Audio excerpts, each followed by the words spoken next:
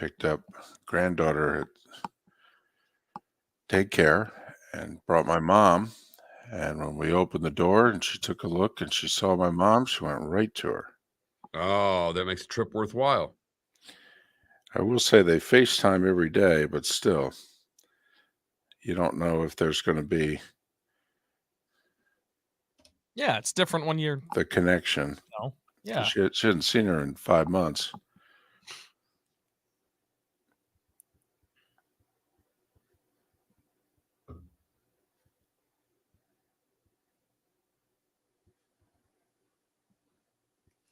Morning. Morning, Coffin Ball. Are we going to use the same? Are we going to use the poll question from yesterday? Is that what we're thinking? Not the same one, but the. What were we thinking? What even was it? I don't remember. I just remember we said we'll use that tomorrow. That's what we're trying to figure out, Coffin Ball. Should the hot offensive coordinator? Oh, sorry, that wasn't it. Nice. Solid. What about who will the Commanders hire? We can give their 3 What finals. about who cares? And with that in mind, Scott Jackson will join us at 8 o'clock. Because they only had 2 guys they wanted to hire. The one guy decided to stay in Detroit, and the other guy took the Seattle job. So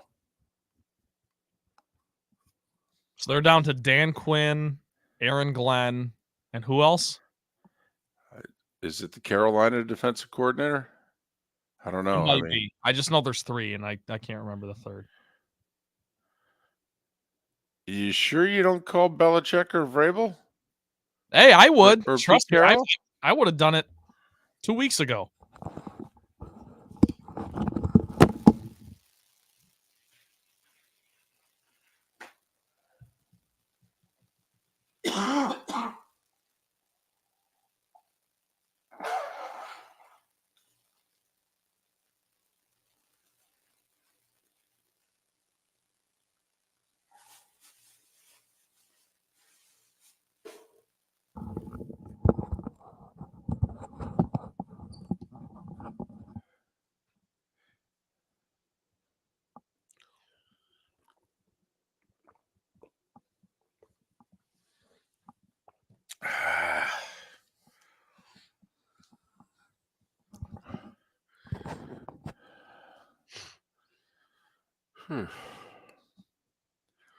Yes, Paula. Yep. In fact, Mom misunderstood the instructions. She told me the train will get in at 9:49. Turns out the train got in at 9:15. 9:49 was when the train leaves. So my mom was sitting there for a while.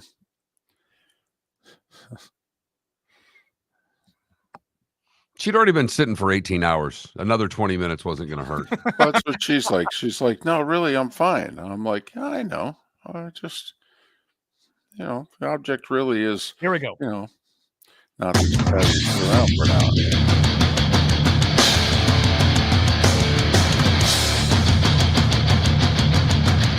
You are listening to Miller and Moulton, exclusively on the Florida Sports Network.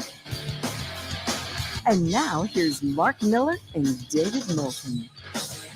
Top of the morning to you. It's February already. How's your week going? We're over the hump. We can see the finish line from here, can't we? How the heck are you? Miller and Moulton on the Florida Sports Network, floridasportsnetwork.com. Thanks so much for being with us. You were the one yesterday that said January flew by. How you feeling on this February 1? Feel like a month is already gone in 2024, and where the hell did it go? Well, I'll tell you where it went. It was a football month. Important games, a bunch of them. Yes, there were. And 15 of them, in fact. And then we got one left, and that's coming up in a week and a half. I hear it's a big deal. It is in Malaysia. Yes. Yes, it is. Hopefully one day it'll get the popularity in the States that that it has elsewhere. But we'll have all next week to talk Niners and Chiefs. Second time in 4 seasons, actually 5 seasons, 4 years that those two will battle it out in the Super Bowl. Oftentimes, if you take a look historically, the team that won the first time wins the second as well. When it's basically the same nucleus, the team that won the first time wins the second. Giants did to the Patriots 07, 2011. Steelers did to the Cowboys twice, Super Bowls 10 and 13. I mean, it hasn't happened very often. But, for what it's worth, when basically the same nucleus, when they go at it 3-4 years later, the same team wins. So, who knows? It's a toss-up, basically. Is Niners still a point favorite?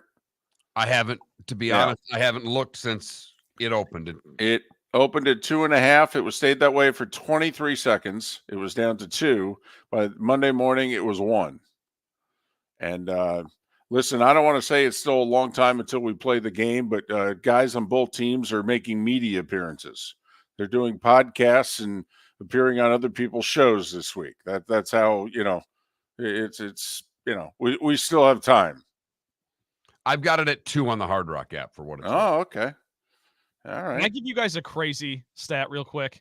So Mahomes' last 6 playoff games, he's been an underdog in 5 of them.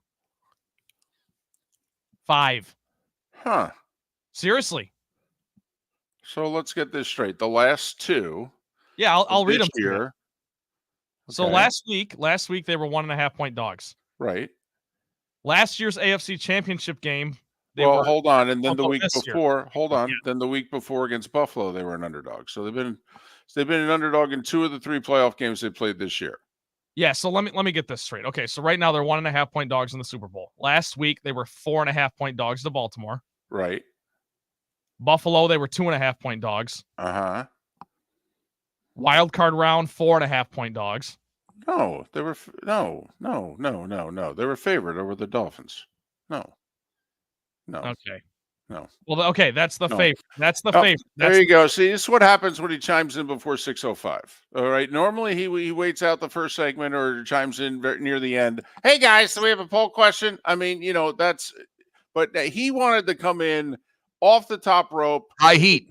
Right. My bad. Yes. That's the 5 out of 6. Because then the last 2, the Super Bowl, they were 1.5-point dogs. In the AFC Championship game against Cincinnati in 22, they were 1.5-point dogs.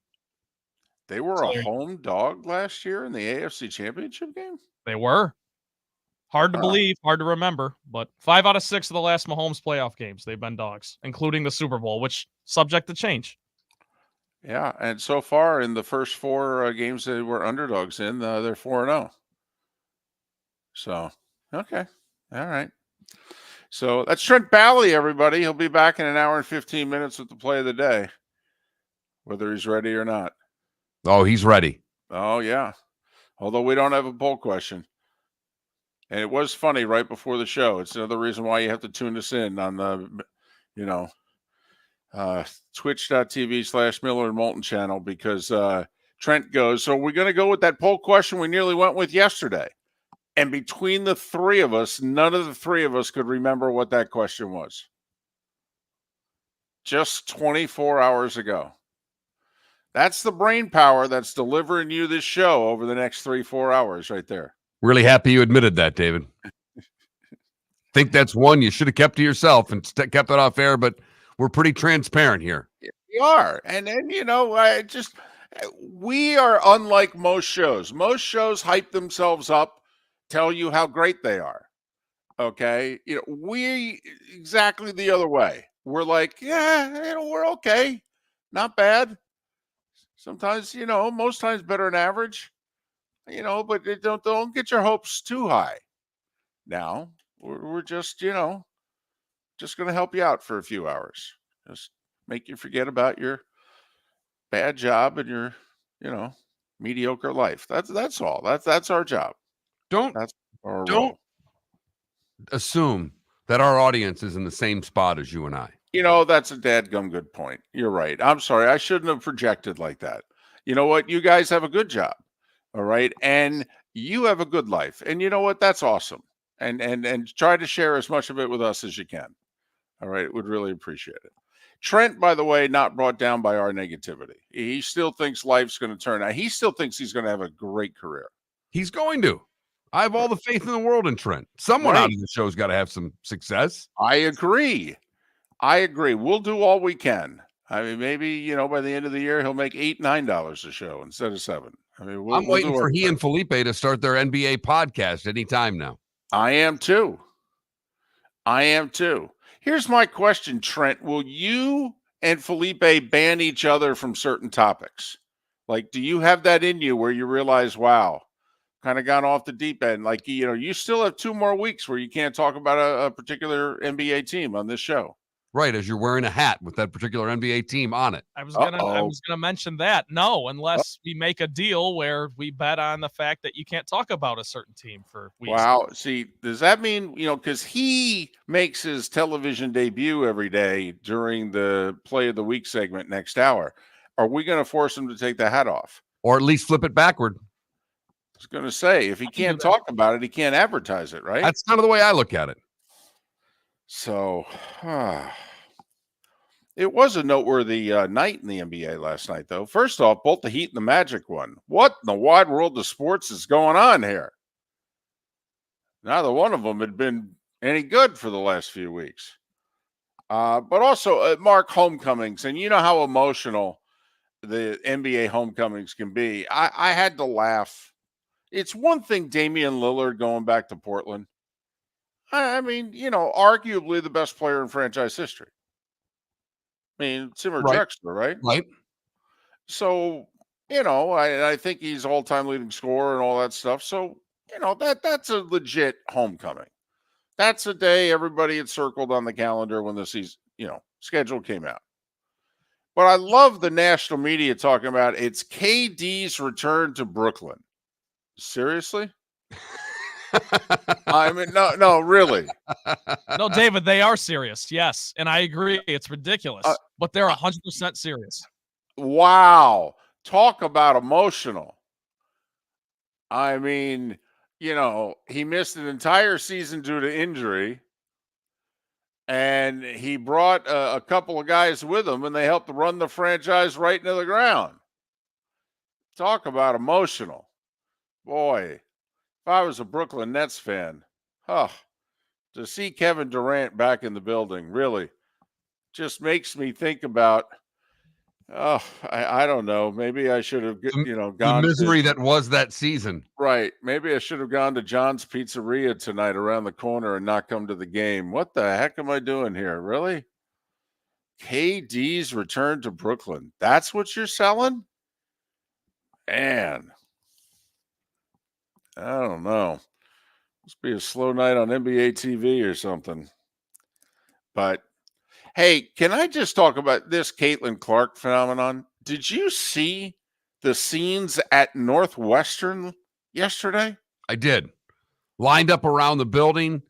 Tickets on the secondary market going for $300 minimum a pop just to get into the door. Cheapest ticket to an Iowa Northwestern women's basketball game on a Wednesday night in January.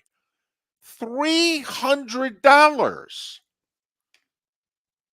First time the place has ever been sold out for a women's basketball game. She's drawing 10,000 more fans to Big Ten road games than what these teams are normally drawing. 3,000 fans in attendance is becoming 13 and 14,000. She is a phenomenon. Yes, she is. And she delivers. Every single night. 35 last night. They won big. By the way, the average is 32 a game. She's the second all-time leading scorer. Like 4 games from now, she'll become the all-time leading scorer in women's college basketball history. She actually can return for one more year, which, if you think about it, I think the max she can make in the WNBA is like $150,000. And I don't even know if she's eligible to make that because she'd be a rookie. I mean, my goodness, she'd make 10 times that 10 times. easy. 10 times easy. Maybe Now, I don't know what endorsements will go with her to the WNBA. They will go with her. I mean, first off, if you're a company and you're going to get behind someone from an endorsement standpoint, just from the numbers alone that are following her around to college basketball games would have to make marketing people do handstands, David.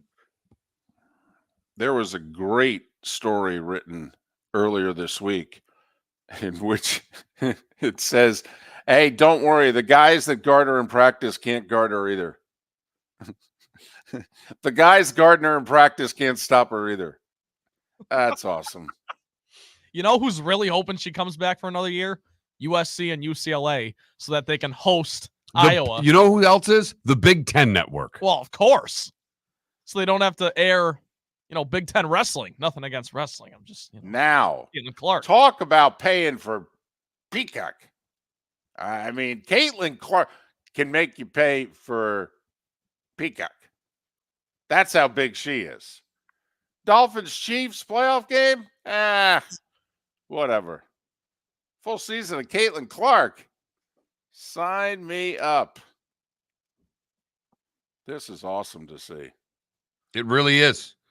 There's no doubt, David. There's never been a female that's drawn numbers like this. The last one is Serena Williams, honestly. Yes. This is remarkable. Miller and Moulton. Located on the East Trail, locally owned Naples Tiki Bar and Grill is an outdoor eatery next to the Hitching Post Shopping Center. Island-inspired food with a true tiki theme. The best place in Naples to enjoy the beautiful weather in Southwest Florida. The Naples Tiki Bar and Grill offers a great menu for dine-in or takeout. Enjoy our famous pulled pork, huge burgers, and tiki bar cocktails. Don't miss happy hour every day from 3 to 6 and live music 7 days a week. See you soon at the Naples Tiki Bar and Grill, 11498 Tamiami Trail East. Mark Miller for Molly Maid. Why Molly Maid, you ask? Trust. Moulton was a customer for 15 years. Affordability.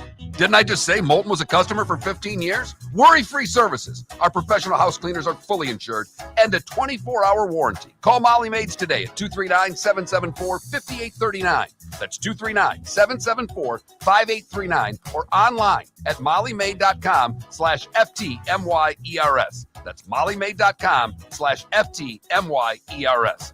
The law firm of Michael F. Hornung specializes in criminal defense, DUI, personal injury, nursing home claims, and auto accidents. I'm a former prosecutor with over 34 years of experience. The information I know is information you need to know. If you've been arrested for a DUI, time is of the essence to maintain your driving privileges. Call the law firm of Michael F. Hornung for a free consultation. At the law firm of Michael F. Hornung, we are committed to excellence in your representation. Being a local attorney with local knowledge is clutch to the success of your case. For over 30 years, we have successfully represented the citizens of Southwest Florida. For a free consultation, call 239-437-0095. That's 239-437-0095. Our offices are conveniently located in Fort Myers. Visit online at mfh-law.com. You were listening to Miller and Moulton on the Florida Sports Network.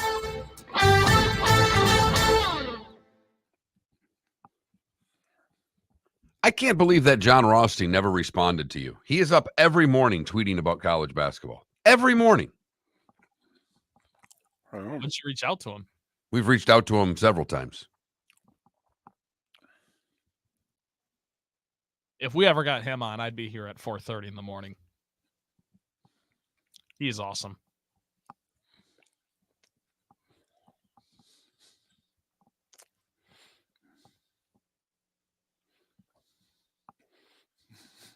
Mm-hmm.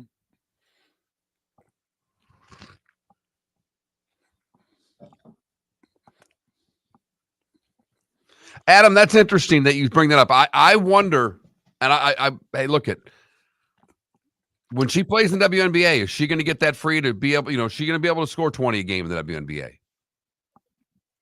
Where all the athletes are really good. I'm fascinated what happens with her at the next level, Adam. Absolutely fascinated. Hoping you're wrong, but I wouldn't bet on it.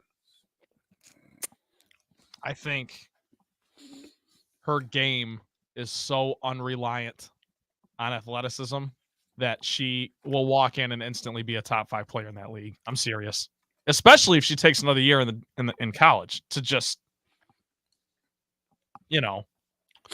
I hope you're right.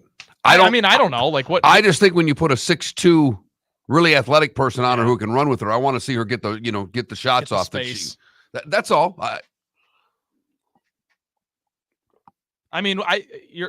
It is interesting. We won't know till we see it. Right. We might not see it for a while, but I think she walks in. She's a top 5 player. We'll see.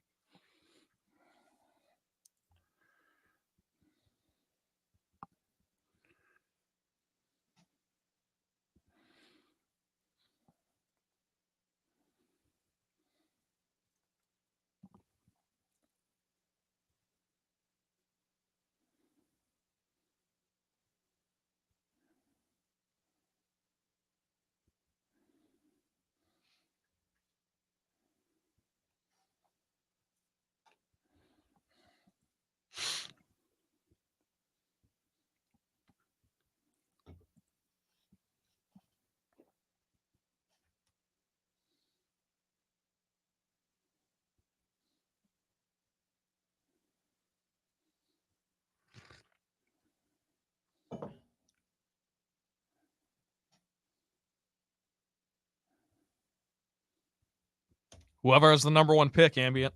I don't know who it would be. That's who she'll be playing for. I thought it was Indiana again. Is it? Fever?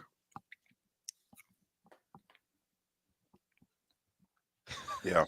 By the way, one of my buddies the other night was talking about how Patrick McCaffrey on the men's team for Iowa, Fran's son, he wears number 22.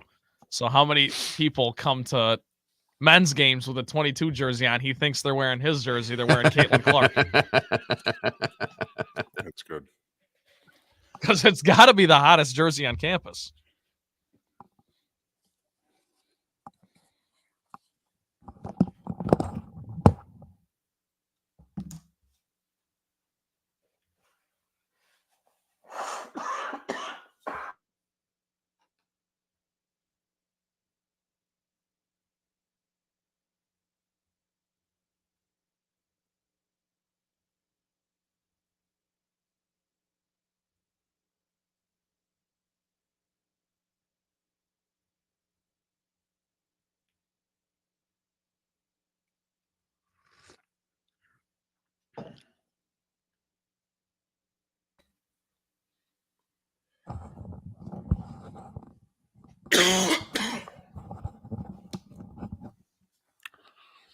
I did not catch the Big East battle last night. I watched a little hockey last night, Weasel.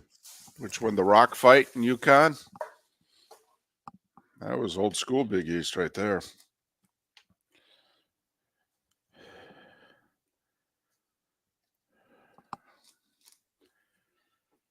Ooh. Oh, actually, it sounds worse than I am, Raj. The antibiotics really worked. Here we go.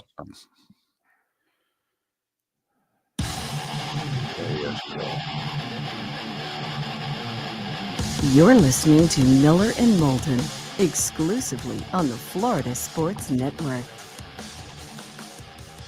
21 minutes past the hour. Bob Harig to talk the goings-on in the world of golf. And there are a lot of goings-on in the world of golf this week. Quick sidebar to that, though. Mark, did you see the video from Pebble Beach yesterday? So for those of you that are remotely into golf, they always talk about, well, this is links golf, and when the wind comes off Carmel Bay. Well, apparently, Mark, this week, weather's kind of nasty. And the wind is, as Peter Alice used to say, it's been freshening a bit. You know the little 105-yard par 3 7th there. Right. Elevated tee. I was lucky enough to play Pebble. I know it well. Exactly. Right. Just for those that don't know, elevated tee, about 105, 10 yards, and the bay is right behind it. It's an amazing view.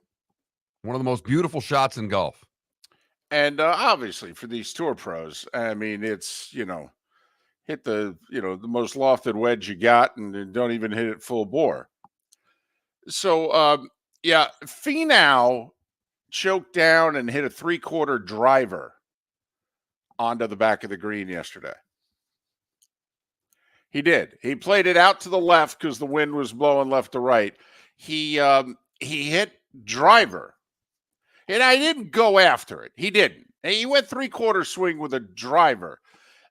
There was one shot that a guy videotaped in which he had 100 yards into the green.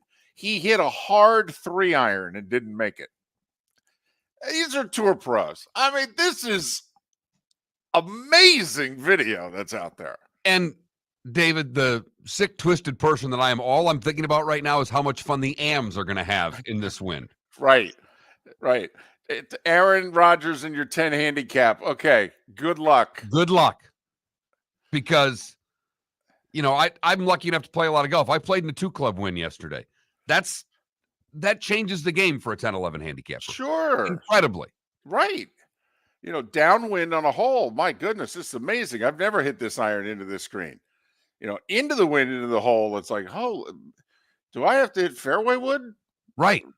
So it's just what that does to amateur players. So the rounds will be even longer. All the top players are there. This is an elevated event, so the field's terrific. This is the best field they'll have for a Pebble unless it's an open. And so, don't know, the wind can change dramatically hour to hour. But, so far it's been bad and the forecast is not to be good. And so the thought is, will they make those guys play in it, Mark? Because we've heard this, Nance and them, and they're telling the stories, Jim, when you live out here, guys can hit a 5-iron into this hole. No, Finau choked down and hit a 3/4 driver to the back of a 105-yard hole yesterday. I mean, 100 yards into the green, guy hit 3-iron, came up short. I wonder if they'd send them off if the weather's even remotely close to that, because that's the stuff we hear about in the Open Championship. Tiger was going for the slam one year. He had won the first 2 legs, and he's in contention, and he gets caught on the wrong side of the storm. This is when Tiger Woods, if he shot 70, it was a bad round, and I think he shot 82. Yeah, that was the year where you played afternoon, morning. The Thursday morning group was fine. The weather came in the afternoon and stayed through the next morning, and that group just got clobbered. And the cut was made by when you teed off more than anything else. Now, I have to admit, you're far more into the carnage than I am. Like, you like the U.S. Open a lot more than I do. But I would watch this. I'm in. Yes. I could do all day of this. What do you got? Well, we got 138 yards. What are you thinking? I don't know. Step on a 3-wood? I played one time in winds where a normal 150-yard hole we were hitting 3-irons into. And I've never played in wind quite like that. I mean, that's not what you're talking about. I can't even imagine when these guys are hitting 100-yard shots and using woods to hit a 100-yard shot. So, so it's just something to throw out there. And, elevated event, and 48 of the top 50 players in the world are in it. And, but the weather could be freshening a bit off the bay. So it could be fun. Hey, they got an investment yesterday. Right at the, you had to pick up Mom at the end of the show in our bonus hour yesterday, and that's when news of that broke, that the PGA Tour received $3 billion from basically the Fenway Group. The Fenway Group, Arthur Blank and Steve Cohen, Mets owner there. Yeah. I guess the Fenway Group's kicking in the most money. The Strategic Sports Group, it's called. Yeah, I don't know what's strategic about it. Here's a boatload of cash. That's the first of 2 installments. We'll strategically let you know when the Brinks truck's showing up the next time. Or are we strategically eliminating the Saudi money from the PGA Tour? Well, that's what Jordan Spieth said. He came out and said, well, we don't need their money anymore. Now, if they want to invest in us, that's one thing, but we don't need their money no more. And when he was asked, well, Rory's saying, he wants to kiss and make up. And Spieth's like, it's Rory's opinion. I can find just as many guys, maybe more, to be like, no, don't need them, don't want them now or ever. So we'll see where this goes. It's brought your popularity on the PGA Tour back way up, Jordan. Yeah. These guys were taking oxygen away from you because, well, you're not the elite player you were a few years ago. So there you have it. Listen, I don't understand this. I mean, I got $34 to my name. I don't get it.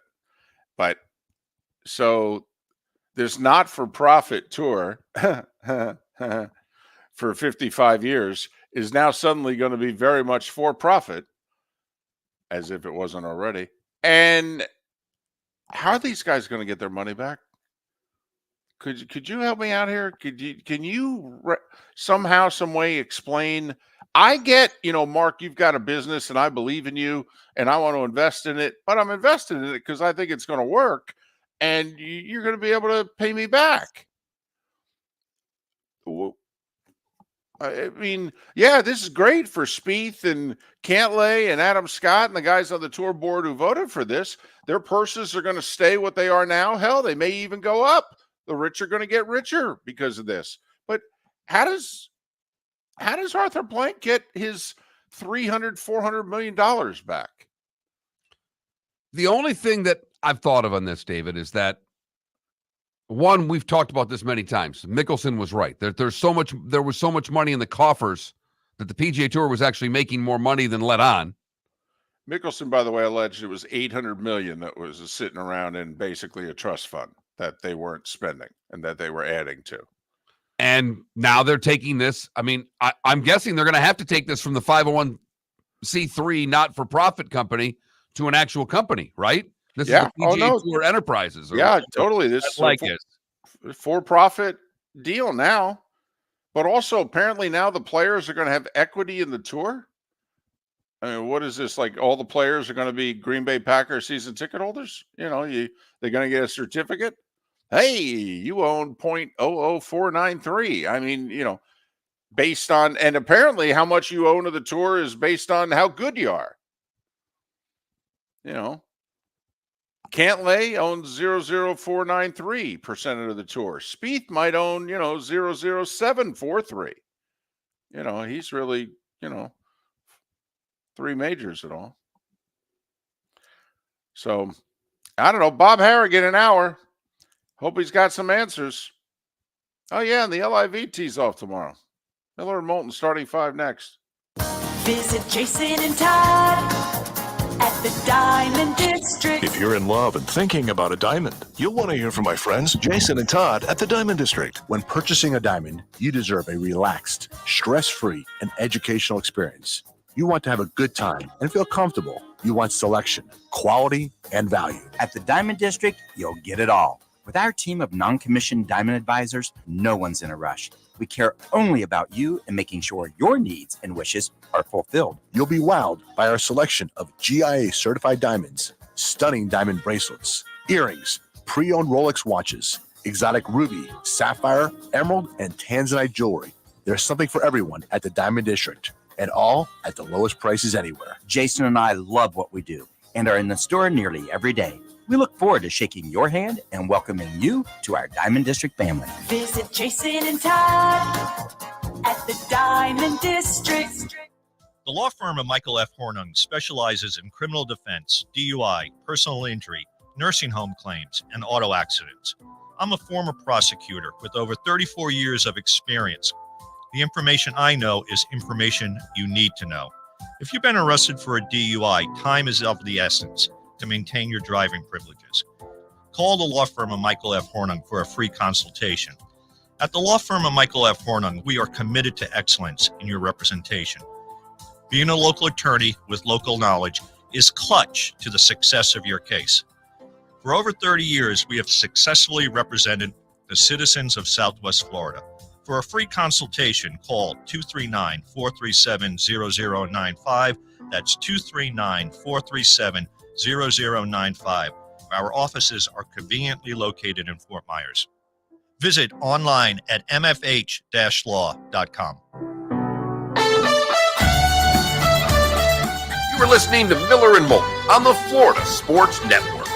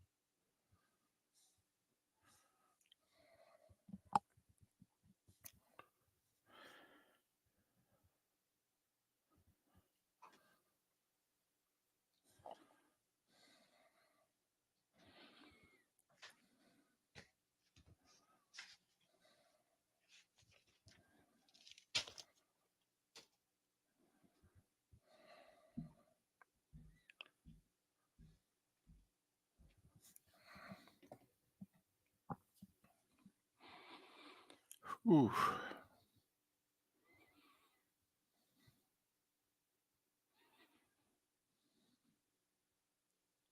First meal of the day yesterday, Wancho, was 2 sausage McMuffins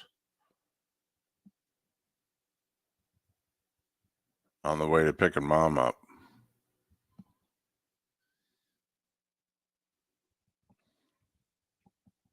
Then took her to Krispy Kreme.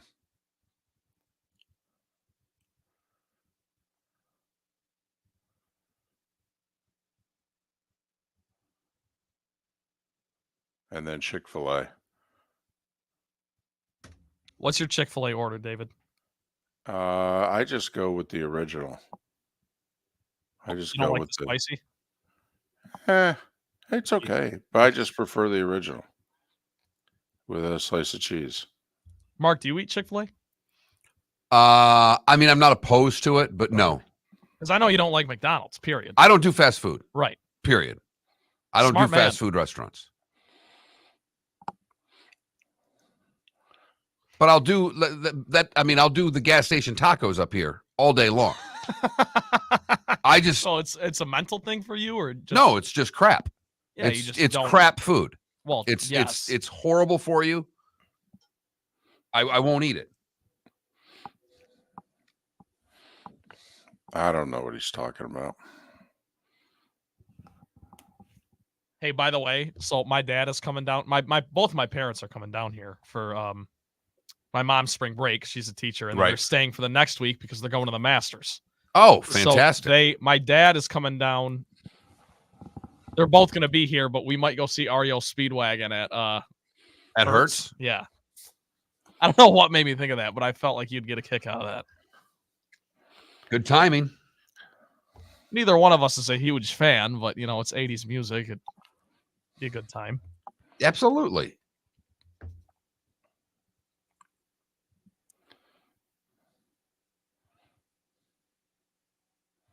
Timberlake tickets go on sale tomorrow for a show in Tampa. He's going to Hertz? Oh, Tampa. Tampa.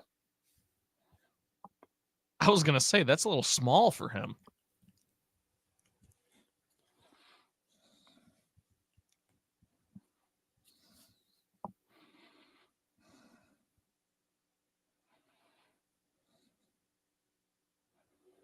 No.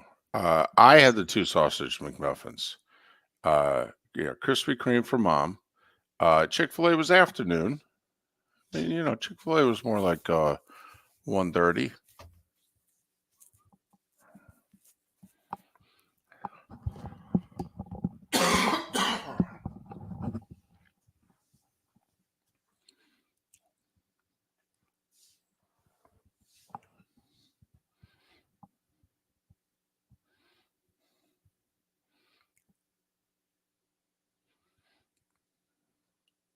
So between 9:30 and 1:30, Weasel. That's when that whole, ensemble took place.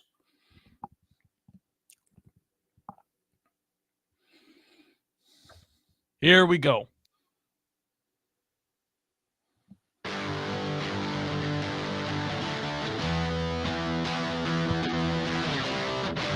You're listening to Miller and Moulton, only on the Florida Sports Network. 22 minutes before the hour, Bob Harig to talk golf 1 hour from now. Scott Jackson. Anybody going to take the Commander's job? They got about $80 million in cap room, 5 of the top 100 picks of the draft. I mean, there's only 32 of these suckers. Anybody? Bueller? Talk to Scott Jackson about that. And it's the NHL All-Star break. We're going old school. Chris Nilan. Chris Knuckles Nilan. Hell, I don't even know if... I have to be honest. It's obvious his nickname. He uses it in his podcast. I'd never really heard that often, but I just want to let people know that in the 1984-85 season, in 77 games, Nilan amassed 21 goals, 16 assists for 37 points. He was +3 and had 358 minutes in penalties. There we go. Now we're talking. Old school, baby. It was basically a major a night. I don't even want to talk to him about this year's hockey. I may just ask him who the toughest guy. Give me the top 5 toughest guys you fought. Do you think you'd even be allowed in today's game?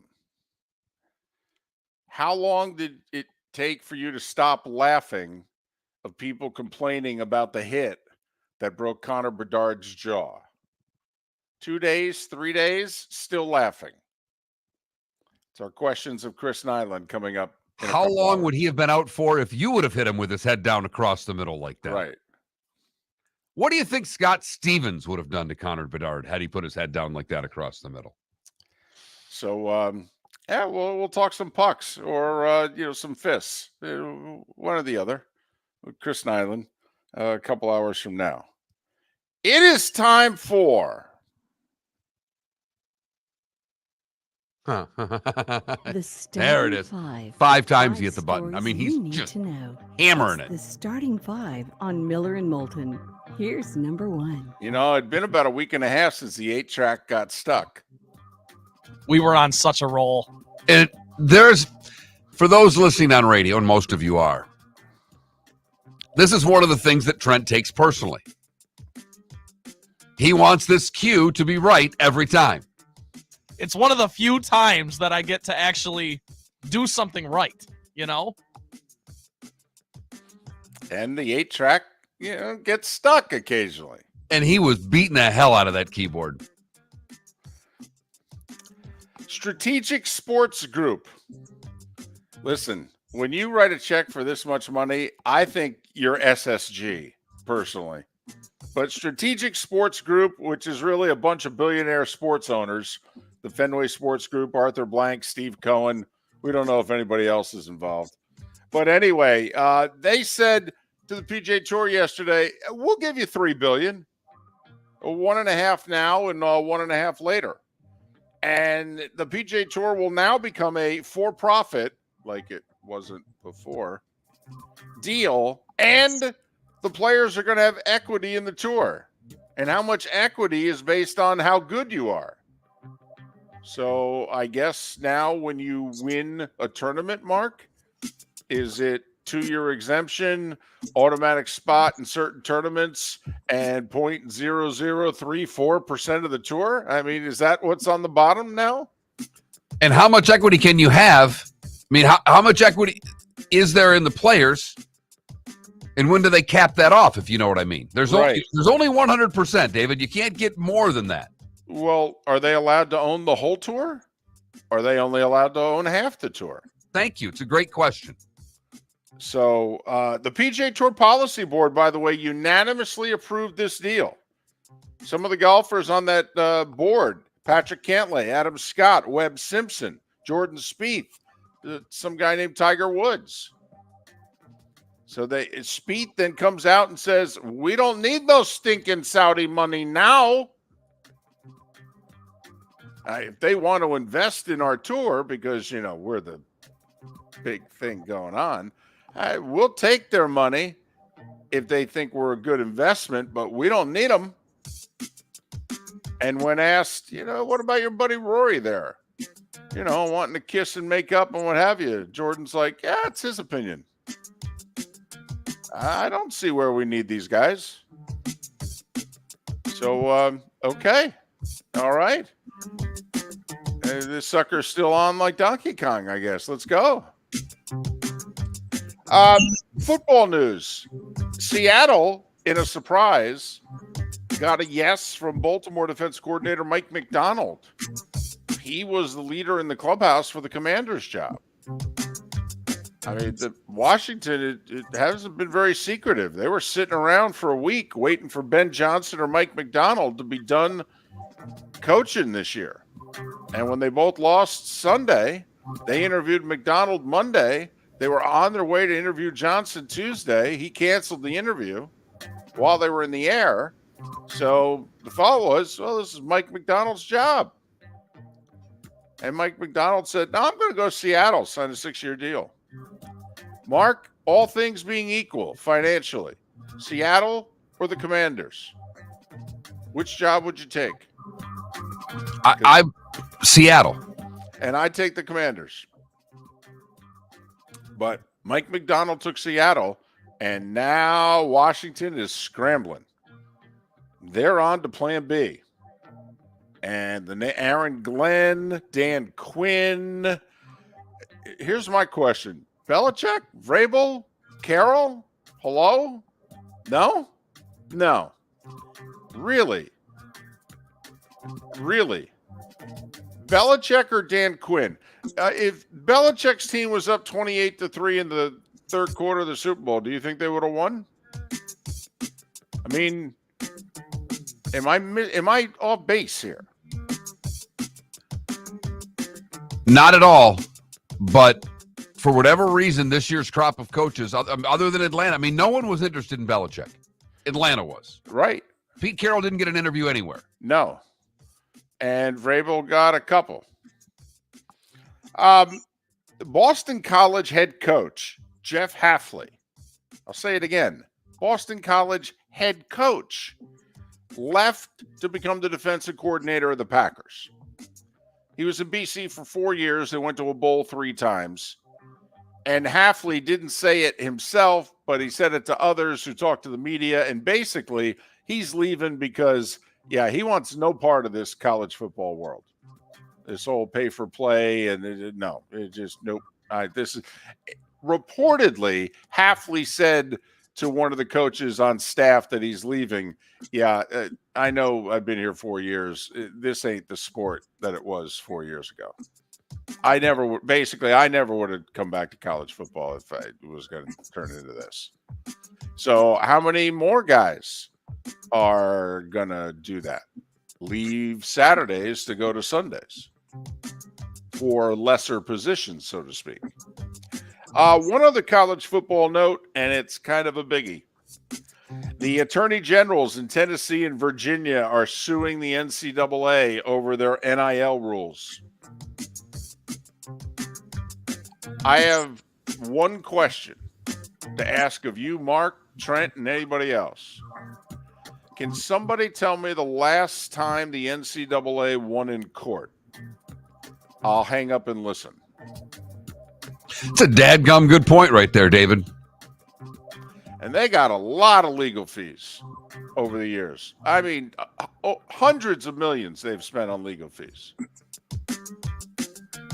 They lost a unanimous decision at the Supreme Court. think about our court and its makeup and all the issues that have come before it. Only the NCAA could go down 9-0 on this Supreme Court. I don't think these 9 justices could agree on the day of the week. They all voted against the NCAA when it concerned the athletes and payments and what have you. The NCAA is going away. The NCAA, for whatever reason, decided we're going to make a stand here, reclaim our turf over this NIL, and they're going after Florida. I mean, the Attorney General of Florida hasn't gotten involved yet. I mean, NCAA is going after Florida, Florida State, and Tennessee right now. I love the fact the Attorney General of Virginia is involved because they're still honked off because they wouldn't let Old Dominion play in the bowl game. Man. I mean, it's stupid when politicians get involved in sports, but this one's going to be fun. No, it's going to be stupid. It's a lot of money being wasted between the NCAA and state governments over something that the NCAA is going to lose. Well, I mean, if the NCAA would like to back off, somebody go, ooh, I didn't think they'd countersue. I mean, they could just say, you know what? Come to think of it, it's been a mess. Charlie Baker could go, I wasn't in charge then. You know what? Tell you what, we'll just give everybody a pass. Let's just start over. Clean slate in 2024. What do you say? But NBA, Heat got 31 for Jimmy Butler, snapped a 7-game skid, beat Sacramento 115-106. Orlando won as well. They beat San Antonio by 10. Paolo with 25. Franz Wagner with 20. KD's returned to Brooklyn, and boy, was it emotional. He had 33. Phoenix won by 16. Dame's return to Portland was emotional, and he was affected by it. He did not play well. Missed 14 of 23 shots. Scored 25 points in 40 minutes. Did not hit any clutch shots down the stretch, and Portland beat Milwaukee 119-116. Portland's terrible. I mean, Yes, Charles Barkley, right. Terrible. Doc Rivers 0-2 is Bucks head coach. Shout out Chauncey Billups, out coaching Doc. Stop it. Sorry. No Jokic for Denver, and yet they led a good chunk of the game, but OKC late, SGA with 34. They beat the Nuggets 105-100. Embiid, by the way, out for at least tonight. The knee injury he suffered against Golden State, when I forget the player who it was who fell on his left knee, and knees aren't really meant to move that way, so Embiid's not going to play tonight. Big win for the Gators. Big win for the Gators. Was waiting for this. What a game last night for the Gators. That is a huge win on the road. Kentucky's up 3, shooting a free throw with 13 seconds to go that would ice it, miss the free throw. Clayton comes down, passes it. They give it back to him. Reed Shepherd. What the hell was Reed Shepherd thinking? It's a 3-point game with 5 seconds to go. What are you doing defending 8 feet from the basket? Your guy's out by the 3-point line. They need a 3, dude. Walter Clayton said, I'll take it from here. He hits the 3 with 3 seconds to go to send it to overtime. Then he hits the game-winning bucket late in overtime. 7 threes for Clayton. Gators get their signature win at Rupp in overtime, 94-91. Put them in the tournament. They're in now. Damn right. Top-ranked UConn held off Providence, 74-65. Baylor beat UCF in Orlando by 8. Did you see the free throw disparity in Purdue? I watched the game. The Boilermakers shot 46 free throws. Northwestern shot 8. It's the biggest free throw disparity in a game in at least 25 years. Purdue won in overtime because of it. South Florida is tied for first in the American. They beat East Carolina by 11 on the road. They're 14-5. In-state, Jacksonville and North Florida, both victorious. Women's hoops, second-ranked K-State, upset at Oklahoma. Caitlin Clark with 35. She becomes second on the all-time scoring list. Iowa beat Northwestern by 36. They were favored by 35.5. Carl Semesko won his 600th game at FGCU. They beat Bellarmine. FAU lost. Stetson won. They've won 4 in a row. Hockey, we are finally at the full-fledged All-Star break. Your guys' Wings lost in overtime to Ottawa. That's a valuable point they left on the table last night, 3-2. Kings doubled up Nashville 4-2. San Jose lost to Anaheim 3-2. Big trade overnight. Vancouver acquired Elias Lindholm from Calgary. He's a second-line centerman. They gave up 3 prospects and first and fourth round pick for a rental. Trade deadline's not for another 5 weeks. This is how the NHL rolls. All-Star breaks in Toronto, by the way. And officially, Mark, and that's not just Cal Ripken Jr., Grant Hill also involved in the ownership group of the Orioles. And they've raised $150,000 in Wichita to replace the Jackie Robinson statue, which was stolen and burnt. Awful. And it's 7 minutes before the hour. That was the starting 5 every weekday morning at this time on Miller and Moulton. 2-0 on our bets of the night last night. Trent had Northwestern plus the points. That was a cover, and I barely won lane big money with Anaheim and San Jose. Needed overtime for that game to be a win. We both like New Mexico, too, and they got beat by Boise. They did. The Lobos, who were playing great, lost at home to Boise. This college hoop season's been tremendous. And there are 9 of you paying attention to it. 9 of you. But you know how good it's been. Hello, friends and family of Southwest Florida. Are you looking to tap into the electric vehicle market? Well, look no further, because we here at Southwest Florida Golf Carts have just what you need. E-bikes, golf carts, LSVs, scooters, and more. Come down and talk with one of our experienced sales reps, have a soda and a smile, and you could be cruising the streets in your new EV today. Stop by the store or visit our website at flgolfcarts.com and enter for a chance to win $100 off your next purchase by answering John's monthly sports question.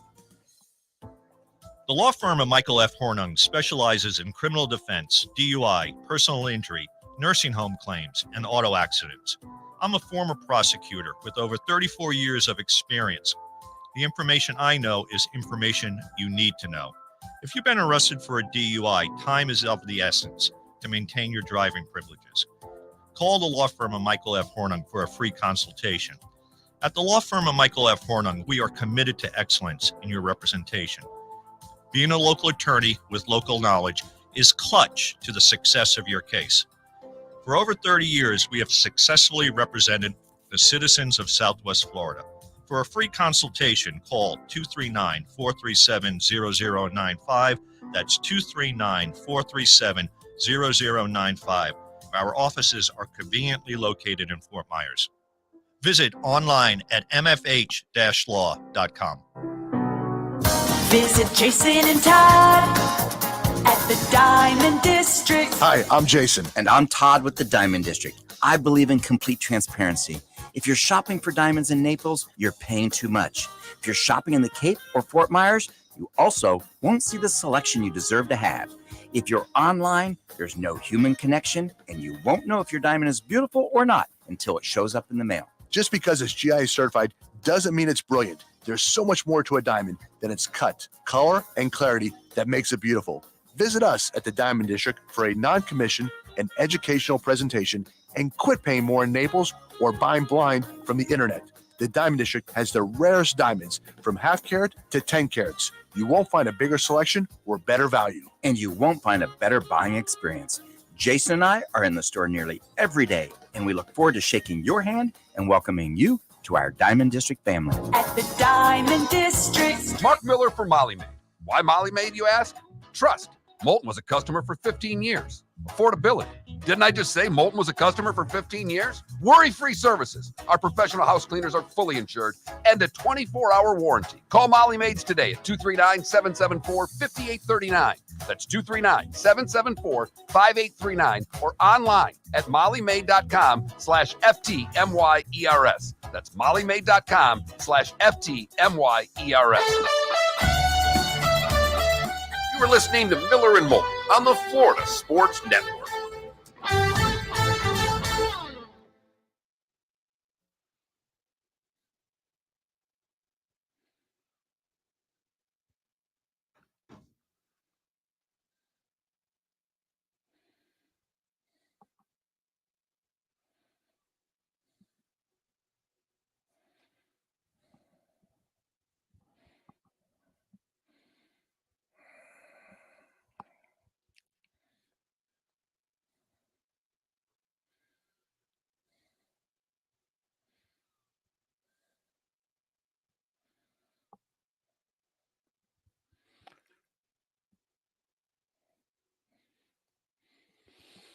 You know, it's crazy how fast football does make January go. Because you're just looking forward to the next week of playoff games, and all of a sudden it's February.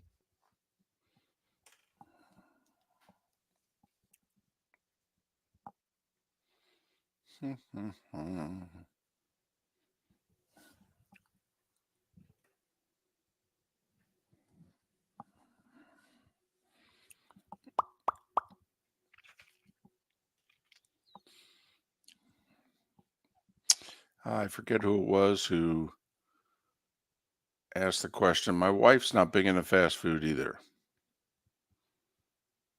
Like my wife very rarely says, hey, go to Wendy's and get me a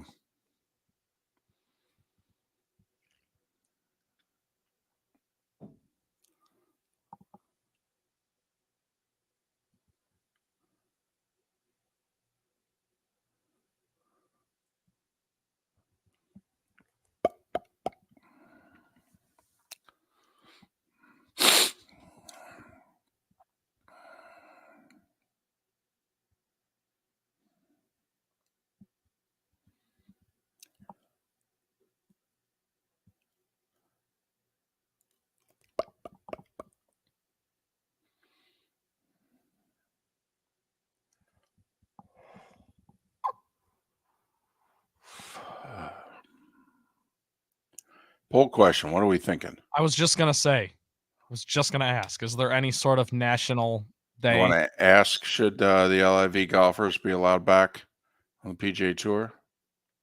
Think anybody cares?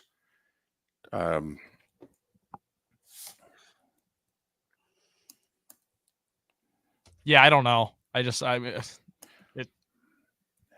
sucks. Golf. What's your favorite month?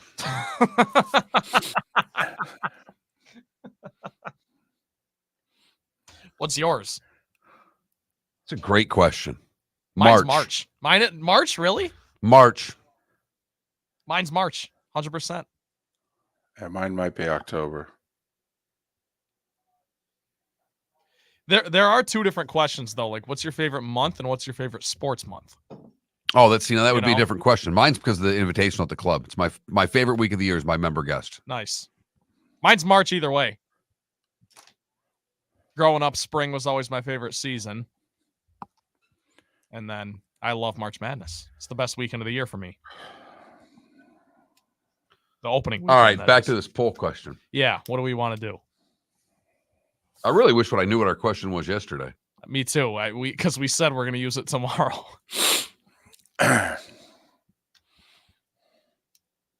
Which hot offensive coordinator? I thought it was a good question. What's a better job, Washington or Seattle? Yeah. Well, we're coming back, so.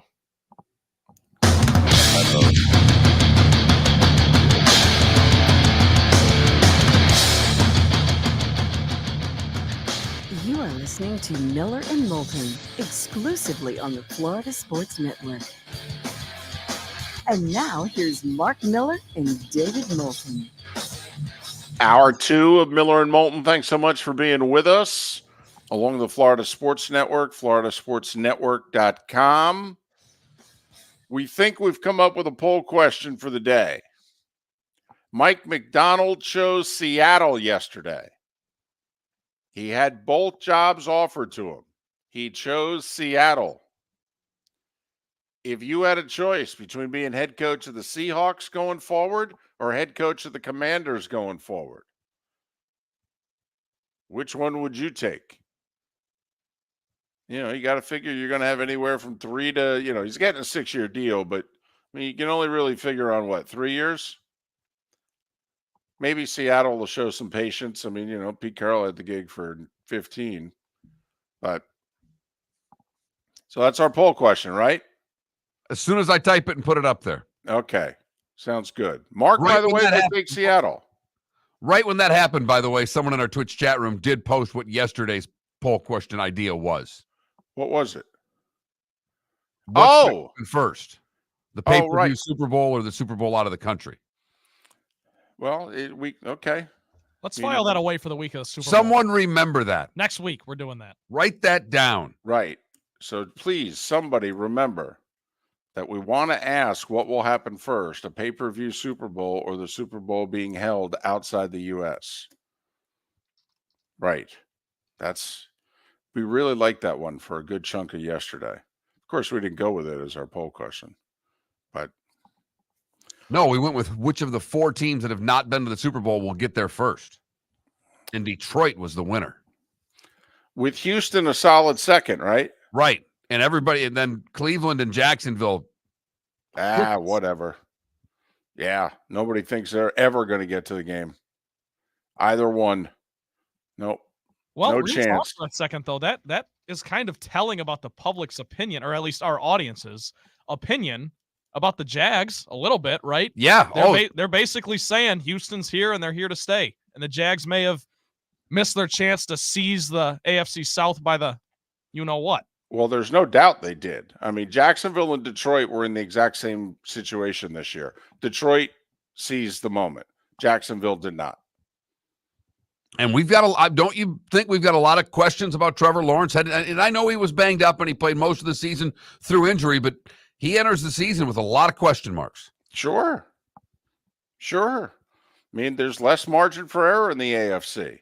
You got to be a bigger dude if you're the quarterback of an AFC team. You just do. And C.J. Stroud was a dude down the stretch for the Texans.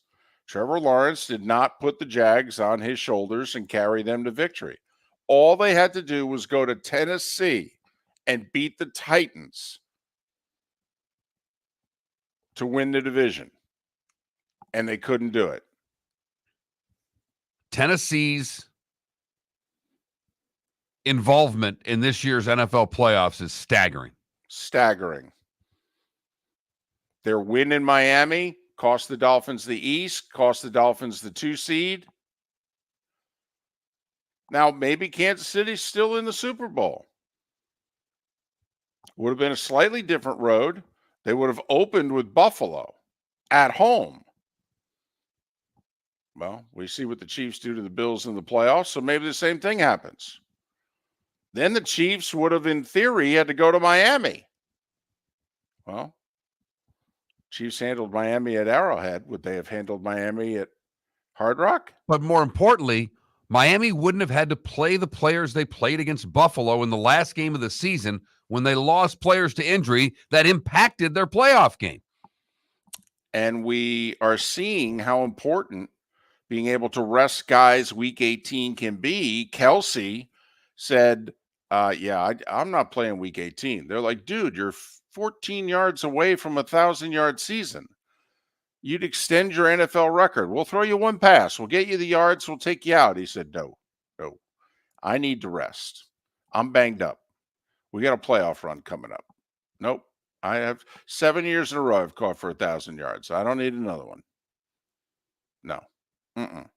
And look at Travis Kelce in the playoffs compared to how Travis Kelce looked during the regular season. You think that week off helped him? So, Tennessee Titans played havoc with the AFC playoffs. And I know because they're Dallas, all the pressure will be on Dak. That's the quarterback with the most heat on him. He's going into a contract year and all of those things. But if you put Trevor Lawrence in a market where actually the national media cared, that collapse would be amplified to a much greater degree. You mean as opposed to a one-team market where they pretty much have to go, keep on trying, Trevor. We're still behind you, Trevor. We still love you, Trevor.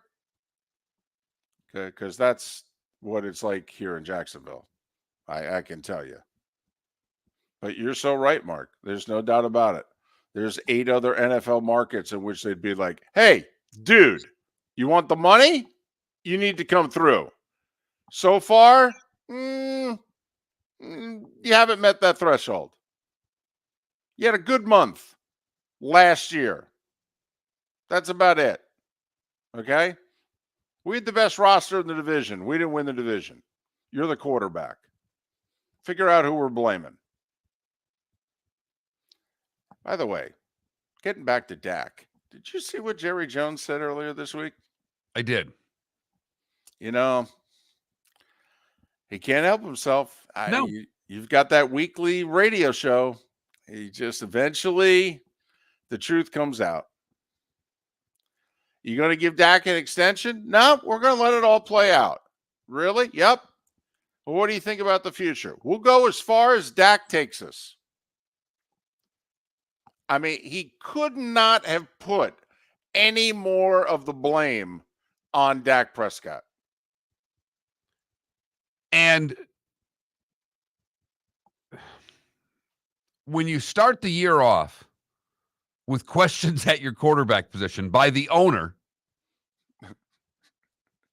things better go really well early. This is not this, everybody says, the locker room won't be able to hit. The locker room will handle it fine if they're off to a 4-1 start. Where this becomes a problem is when you're 2-2. Well, but then there's the whole, even if they start 4-1, once again, when they get to January, it's going to be like, well, what just took place doesn't matter. I mean, yes, but what I'm saying is if it's 2-2, then the Heat's, then not right. making the playoffs becomes a deal. Then it can fester into the locker room, David, if you know what I mean. Why? Just because the coach has been told win or else? Just because the quarterback's been told, all right, win or we ain't paying you? I mean, we love you and all, but it's time to win. I don't give a damn about anything else. There's a part of me that respects it from Jera. I love it. But today's athlete, and you listen to, how can we go into a year without a confidence in our quarterback for a long-term deal? What do you mean? How about prove it? How about I want to see you win in January before I pay you?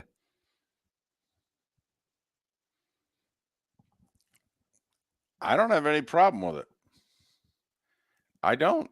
I mean, if they go into the playoffs next year, first off, if they make it, and secondly, they go one and done again. I mean, and I understand. I mean, they don't have anybody else better than Dak, and it doesn't appear as if they have an immediate way to get someone better than Dak. But you could see where Jera would just go, I don't know, gave the guy damn near a decade, won 2 playoff games. I'm pretty sure I can go find somebody else win 2 playoff games in 9 years. Let's go get another one.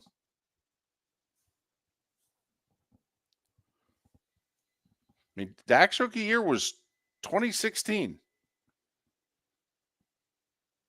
He's had 8 years as the starting quarterback of the Cowboys. 2 playoff wins. And that's what they're being judged by, fairly or not.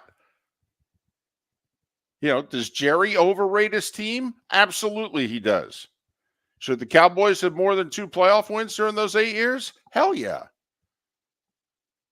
I mean, they're losing home playoff games when they're favored. Dak's lost 3 home playoff games.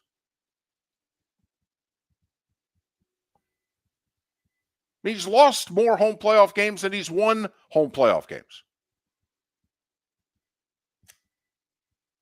And now the owner wants to have Dak show him something before he gives him the bag, as they say. And DC makes a good point, challenging me with, okay, you're okay with the Cowboys doing that, but not the Vikings. First off, we both think Kirk Cousins is a whole level better than Dak Prescott. Whether we're right or wrong, we do. But, yeah, you're right. The Vikings, it certainly appears as if they played the same game with Cousins. They just didn't say it out loud. They're letting their actions speak louder than words.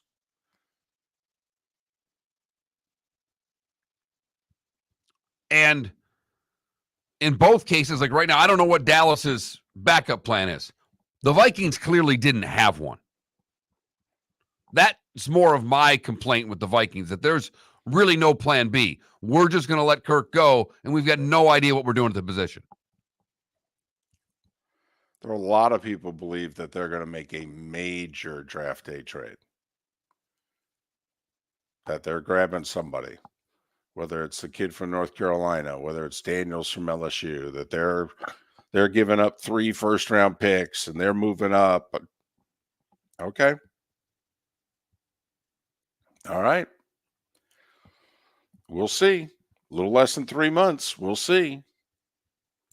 First thing we'll find out, they're going to keep Kirk or not. Kirk, reportedly, by the way, 2 years, $90 million, fully guaranteed. That's what he wants. He goes, I have 45 a year for 2 years, fully guaranteed. He'll get it. I think Atlanta's drawing up the contract offer as we speak. Would you pay him that? Yeah. I mean, Daniel Jones making 40. Dak's making 40. Yeah. Yeah, that's just the market. Yes, I would. I like the fact 35-year-old quarterback were only committed to 2 years. Yeah. Okay. And I know Cousins doesn't have a great playoff record. I have seen Cousins go into New Orleans and outplay Drew Brees and beat the Saints on the road. All right. So I think he can play a little bit. Miller and Moulton. Bob Harig in 25 minutes. Visit Jason and Todd at the Diamond District. When choosing something of high value and personal significance, such as a diamond, you want to shop with the best, and the mall is not the place to be. Here are my friends, Jason and Todd with the Diamond District. Take a stroll in the mall, pop into a few jewelry stores, and you'll soon discover you're in the wrong place. Rings begin to look all alike. You're not finding GIA certified diamonds. You quickly realize you know more than a salesperson helping you, and all the same financing gets pushed on you. Visit Jason and me, and you'll find America's top bridal designers dealing exclusively with the Diamond District. You'll find the largest selection of GIA certified diamonds, all priced 8 to 10% over cost. You'll find educated sales consultants who have many years' experience and are not paid commissions. And you'll find Todd and me in the store nearly every day, wanting to shake your hand and welcome you to our Diamond District family. Visit Jason and Todd at the Diamond District. Mark Miller for Molly Maid. Why Molly Maid, you ask? Trust. Moulton was a customer for 15 years. Affordability. Didn't I just say Moulton was a customer for 15 years? Worry-free services. Our professional house cleaners are fully insured and a 24-hour warranty. Call Molly Maids today at 239-774-5839. That's 239-774-5839 or online at mollymaid.com/FTMYERS. That's mollymaid.com/FTMYERS. The law firm of Michael F. Hornung has successfully represented the citizens of Southwest Florida for over 30 years. As a former prosecutor, the information I know is information you need to know. If you've been arrested for a DUI, a criminal matter, or involved in an auto accident, call the law firm of Michael F. Hornung. I'm a local attorney with local knowledge to assist you through the process. For a free consultation, call 239-437-0095. That's 239-437-0095. Offices in Florida. You were listening to Miller and Moulton on the Florida Sports Network.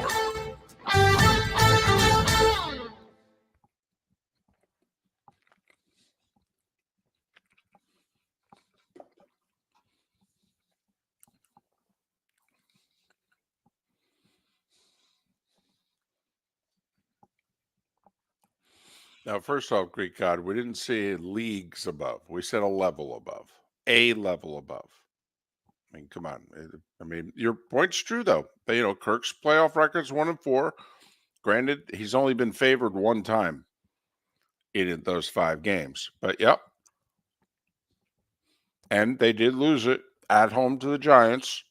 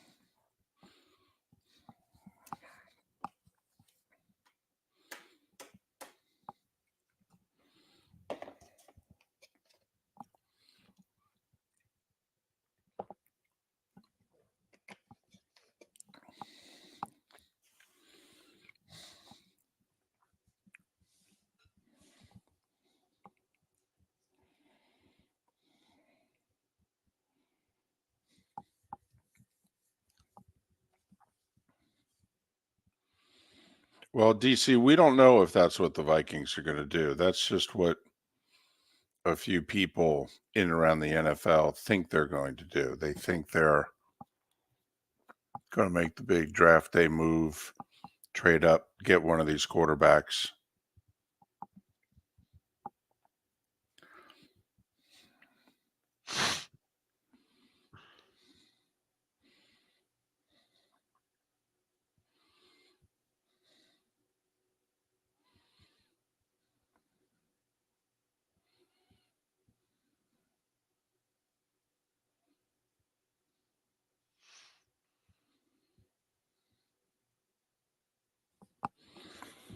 Well, DC, you have to have a team willing to do the deal, though. I mean, Washington may just say, yeah, I don't care what you offer us. We're taking a quarterback.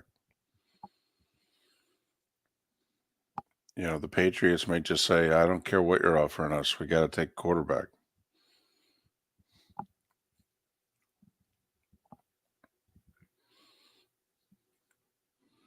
You know, besides, if you're the Vikings, do you just strategically trade up and take Penix?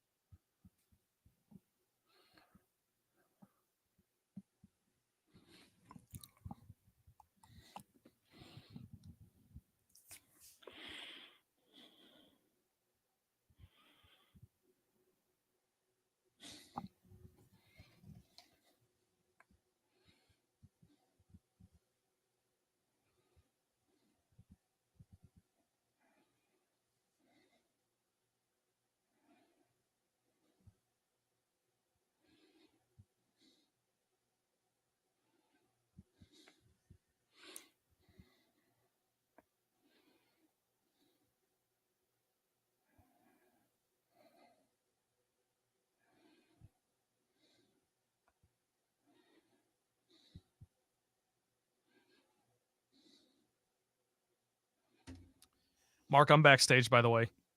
Forgot to tell you. Okay. Whenever. I'll get there.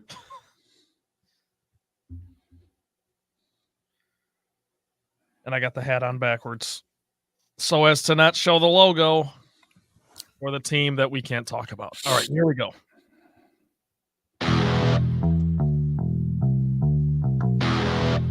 You're listening to Miller and Moulton, only on the Florida Sports Network.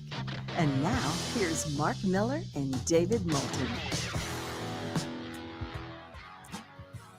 21 minutes past the hour. Thanks so much for being with us, Bob Harig, to talk all things going on in the world of golf. And trust me, we don't have enough time with Bob Harig to talk about all the things going on in the world of golf. But we'll do our best in the 15 minutes that we have with him, coming up in a little more than 15 minutes. Scott Jackson, does anybody want the Commander's job? And Chris Nilan, a little over an hour from now, NHL at the All-Star break. We'll talk a little hockey, some pucks with the former tough guy. I think he's still a tough guy. Well, he certainly is for us. He'd ragdoll both of us at the same time. Oh, my goodness. Whew. He'd just have a left around my shirt and be throwing jabs at my mouth while he'd be throwing rights at you. Man, you know, my team could use a Chris Nilan right now. That's if the league would allow a Chris Nilan to play in it right now. I will say, and you know how much the toughest guys in the league play for the Rangers.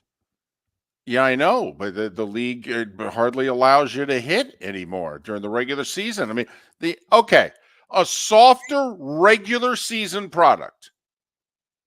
Softer. Not quality, but softer.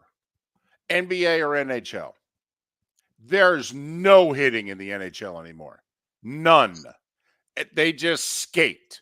It's figure skating out there. It's the most skilled the game's ever been, but it's figure skating.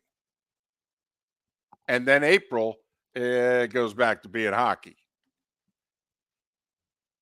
Yeah, I don't think it's as bad as you say. Okay. I'm watching the product nearly every night. The hitting's way down. There's no question. I mean, but I think the NBA in the regular season's softer. Okay. Could be a fair poll enough. question. I think I what know in hurts- this market how it would go Yeah. with what our audience is. What hurts the NBA too is how much fun college basketball is. I'm of course biased in that, but I think people watch both and they can see the disparity. Yeah, I don't think anybody's watching college. Trent, I'm telling you, nobody's watching college. Nobody is watching college basketball. But my point is just that the NBA, the fouls that get called, the travels they let go, stuff like that, the star treatment, all you don't get that as much in college. Well, but you also don't have the movement in college. I mean, Right. College is a college game compared to an NBA game. College looks like mud wrestling. You have to grant that. Now, you prefer it, and I don't blame you. Okay, there are a lot of people. If we were to ask the poll question right now, which style of play do you basketball style of play do you prefer more right now, college or pro?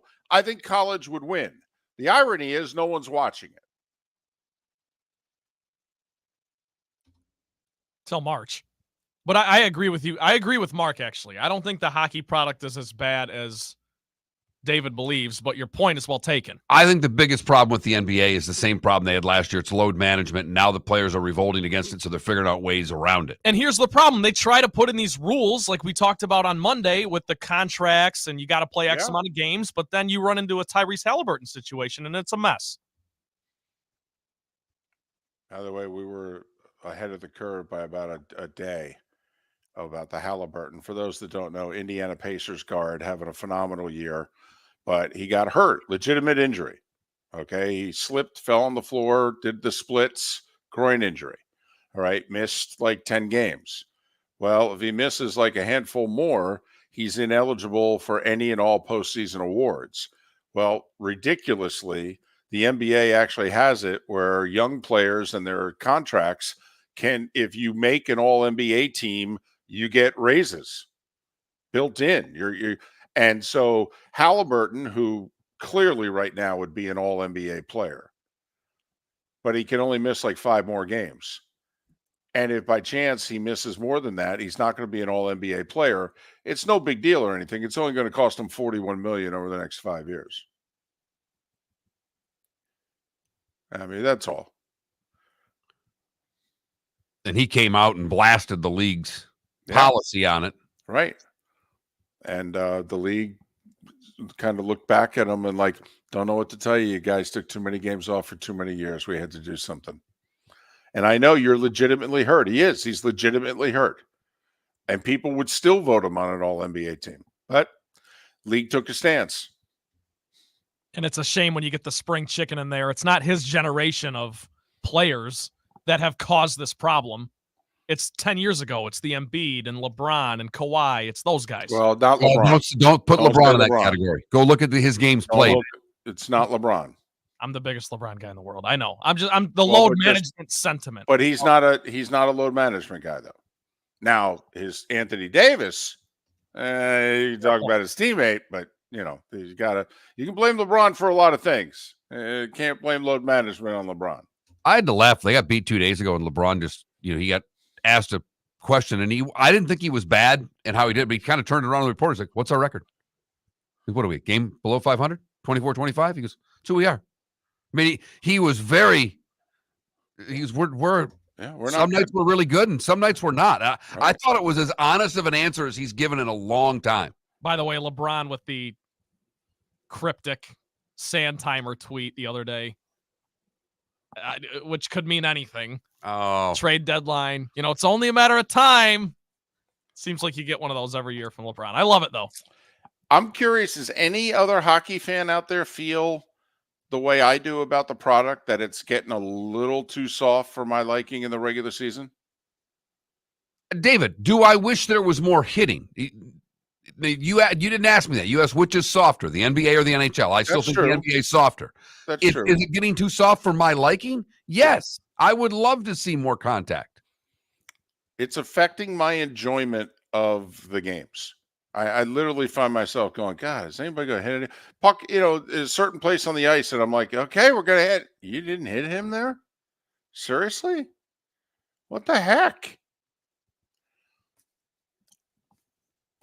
It's affecting my enjoyment. And it's not just my team, which doesn't play heavy enough either. But, mean, hardly anybody does. I mean, there are games, they keep track of hits. There have been games this year in which both teams have had less than 10 hits in a game. I mean, I don't know. I think it's become there's never been more talent. The skating is incredible.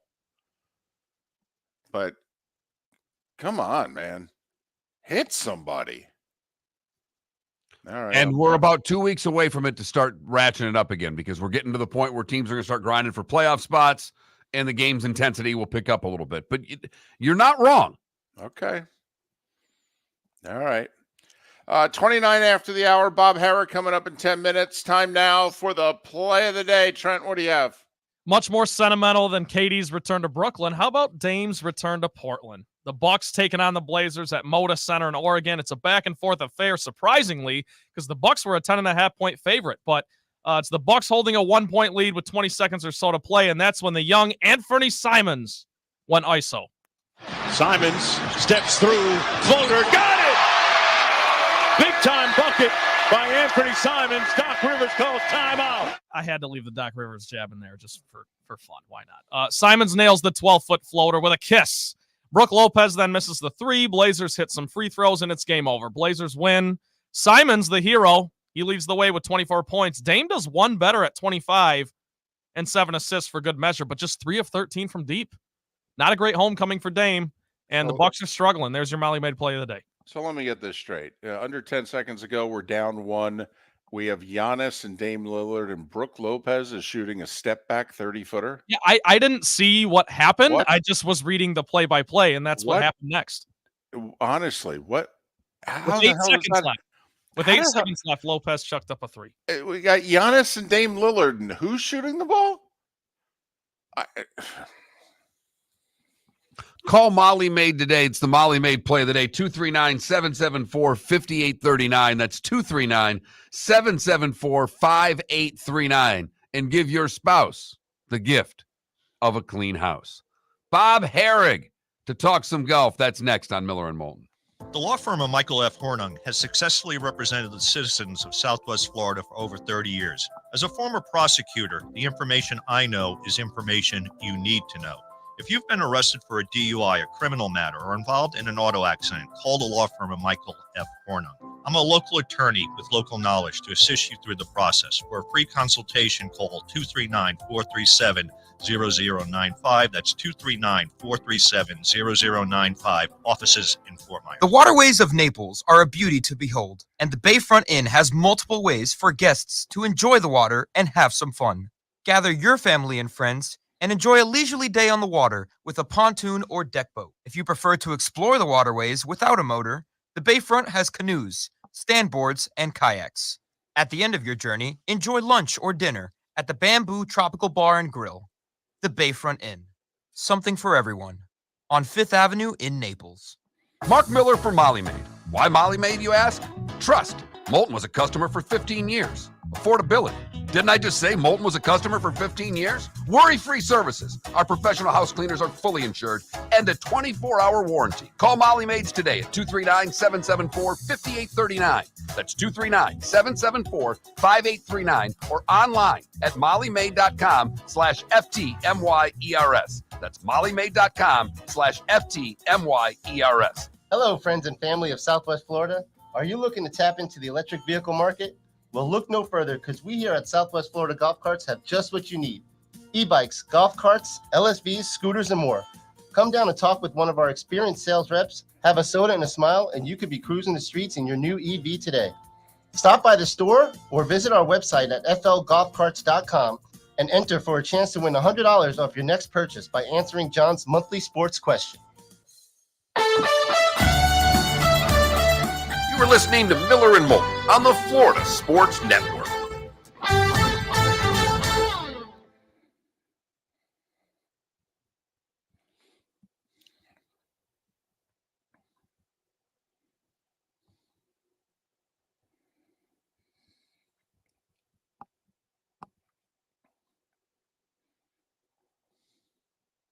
So I know Pro Bowl doesn't matter at all, but you got to laugh when the Cowboys every single year lead with selections.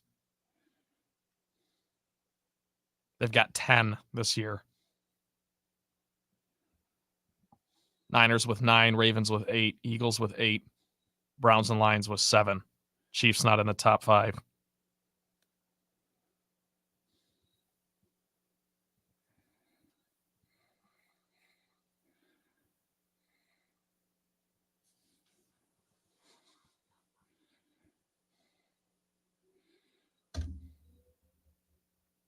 Also, did you see the rumor that the Steelers might target Tannehill with Arthur Smith now there?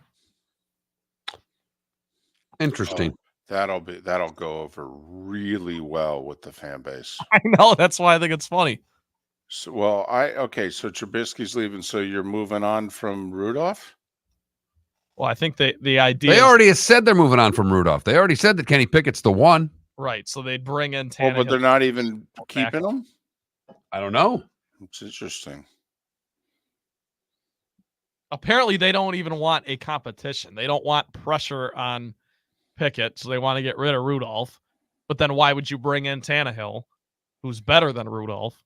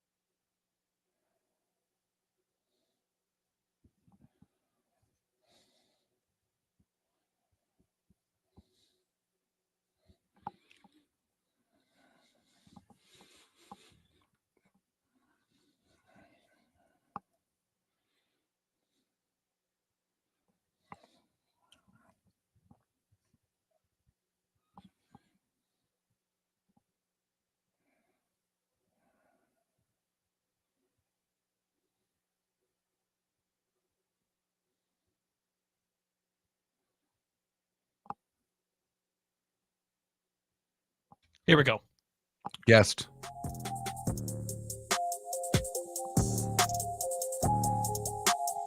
You're listening to Miller and Moulton, only on the Florida Sports Network. And now, here's Mark Miller and David Moulton.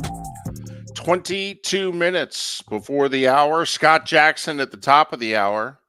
He's part of the Commanders Radio Network. Does anybody want this job? It's the last one left. The thought was Ravens defense coordinator Mike McDonald was going to take it. He was there Monday. They wined and dined, went over to the owner's house for dinner, the whole deal. Instead, he took the Seattle job, 6-year deal. That's our poll question, by the way. Which job would you have taken if you were offered both? Seattle or Washington? That Mark Miller, the David Moulton, FloridaSportsNetwork.com, and vote accordingly. I think I'm the only person that is picking the Washington job. Really? Yeah. Everybody's like you. They're saying, oh, no, I'll take the Seattle gig. And your reasoning why nearly changed my mind. We talked about this yesterday briefly. I mean, all the picks in the first 100 picks. $80 million in cap room. You know, possibility that the Cowboys and Eagles windows are closing rapidly. Giants are a mess. But Scott Jackson in a little more than 20 minutes. Bob Harig, kind enough to join us once again. He, of course, covers golf for Sports Illustrated. He's got a new book coming out next month. You can pre-order it now. Drive, The Lasting Legacy of Tiger Woods. Amazon, Books A Million, Barnes & Noble, Target. Okay, but you can pre-order it now. Bob, thanks so much for your time. Best of luck with the book. How are you? Good morning. Yeah, thank you. I appreciate it. Doing well. Thanks. Listen, there's nothing going on in the world of golf. So, talk about whatever you want. Let's start with, I don't know, $3 billion being funneled into the PGA Tour. None of it by the Saudis. Yeah, that was big news yesterday. I think we knew that was coming. There had been talks that the tour had been in negotiations for quite a while with private equity. The Strategic Sports Group is the one that they settled on. And look, it sounds great for the players. A lot of money. What's it mean for us, the fans, the people who watch the game and support it? Nobody really knows. That's the thing that we're all sort of waiting to find out. What is this going to mean, whether the PIF is involved or not? The tour's created a new entity called PGA Tour Enterprises, which is a for-profit arm. But the PGA Tour, as we know it, what's going on this week at Pebble Beach, next week in Phoenix, is still going to exist. So the separate entity has to be something immense, I would think. Because how do you get a return? How do you get that kind of money to come back? It's as a for-profit enterprise, it needs to pay for itself somehow. And this is why everybody's sort of, still wondering, like, all right, what are they going to do? How is this going to be a money-making enterprise? How will the fans benefit by maybe seeing all the best players more often? All right, Bob, help me out here, because obviously the PGA Tour now runs as a not-for-profit, which is a bit of a laughable joke in and of itself. Does the PGA Tour not-for-profit go away with the PGA Tour Enterprises, or are these run as two separate companies, if you will? No, my understanding is it does not go away. The PGA Tour Inc., which is the nonprofit, and they're nonprofit because they're a member organization, and all the, basically all the tournaments under the PGA Tour Inc. are run as charitable endeavors, 501c3s. The Valspar Championship near where I live at Innisbrook has a charitable arm called Copperhead Charities, and all their proceeds go to charity. And a majority of almost all of the tournaments on the tour are operated that way. There are some that are for profit, but they still earmark money for charity. This separate entity, which is my understanding, will actually fall under the banner of PGA Tour Inc. PGA Tour Enterprises will fall under it, is for profit. And because it's separate, in other words, there's no profits to be made from PGA Tour events. That money's all earmarked for charity. And an investor can't invest in that. They can't get a return. So what does this almost $3 billion in money being invested in that will get a return. Obviously, the tour has a lot of assets that will fall under this that are money making. They like I was saying, they have some tournaments that are for profit, and I'm guessing the money will go there. But we're talking usually hundreds of thousands of dollars or small millions, not billions, and so there's got to be some vehicle that brings in the billions.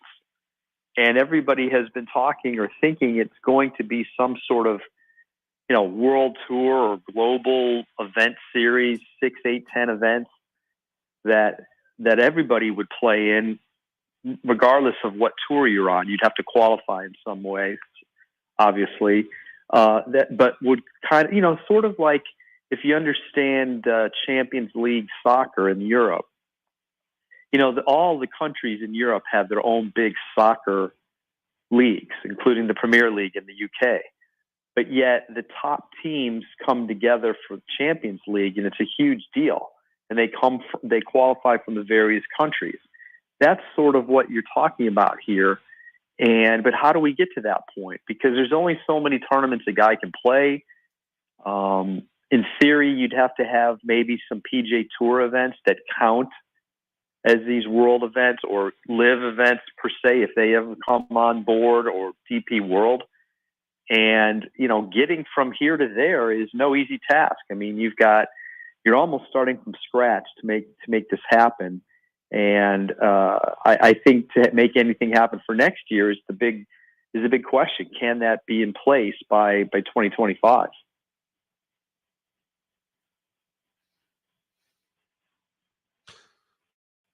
Most people, sorry, Bob, don't think that it can, because there's probably has to go before Congress and regulatory, and so they don't think that maybe it could go into place before 2026. But we shall see. He's Bob Harig. He covers golf for a living for Sports Illustrated. Follow him on Twix. All right, Twitter/X at Bob Harig, Harig. He's got a new book coming out next month. You can pre-order it. Drive the Lasting Legacy of Tiger Woods. What does this mean for LIV? Were they caught off guard by this? Jordan Spieth, a little defiant yesterday, saying we don't need their money. And he's the exact opposite now of Rory, in which he's basically saying, and we don't need any of those golfers either. Okay. What do you think this means for LIV? Yeah, it's a great question. I mean, I don't know if it caught him off guard, but there's a little bit more of a tempered view about coming together now, I think. I think on the LIV side, there was a feeling that they were going to get a deal done, that the framework agreement was going to be finalized. And now, the language in the tour's memo yesterday suggested, hey, yeah, now we're still talking to the PIF, and they can be a co-contributor pending regulatory approval. So they're throwing that out there as if, that might not happen right away. And you're right. Jordan Spieth, his comments, Tiger's comments, some of the other players are not in Rory's. They don't have that same view. And I guess where I sit on this is no matter what you think of LIV, and I get there's tons of, people that hate it or they have no interest in it. They don't want to watch it. But if you're going to have this new entity, is it going to be as good if you don't have John Rahm and Cam Smith and Brooks Koepka playing in it? They're 3 of the last 5 major winners.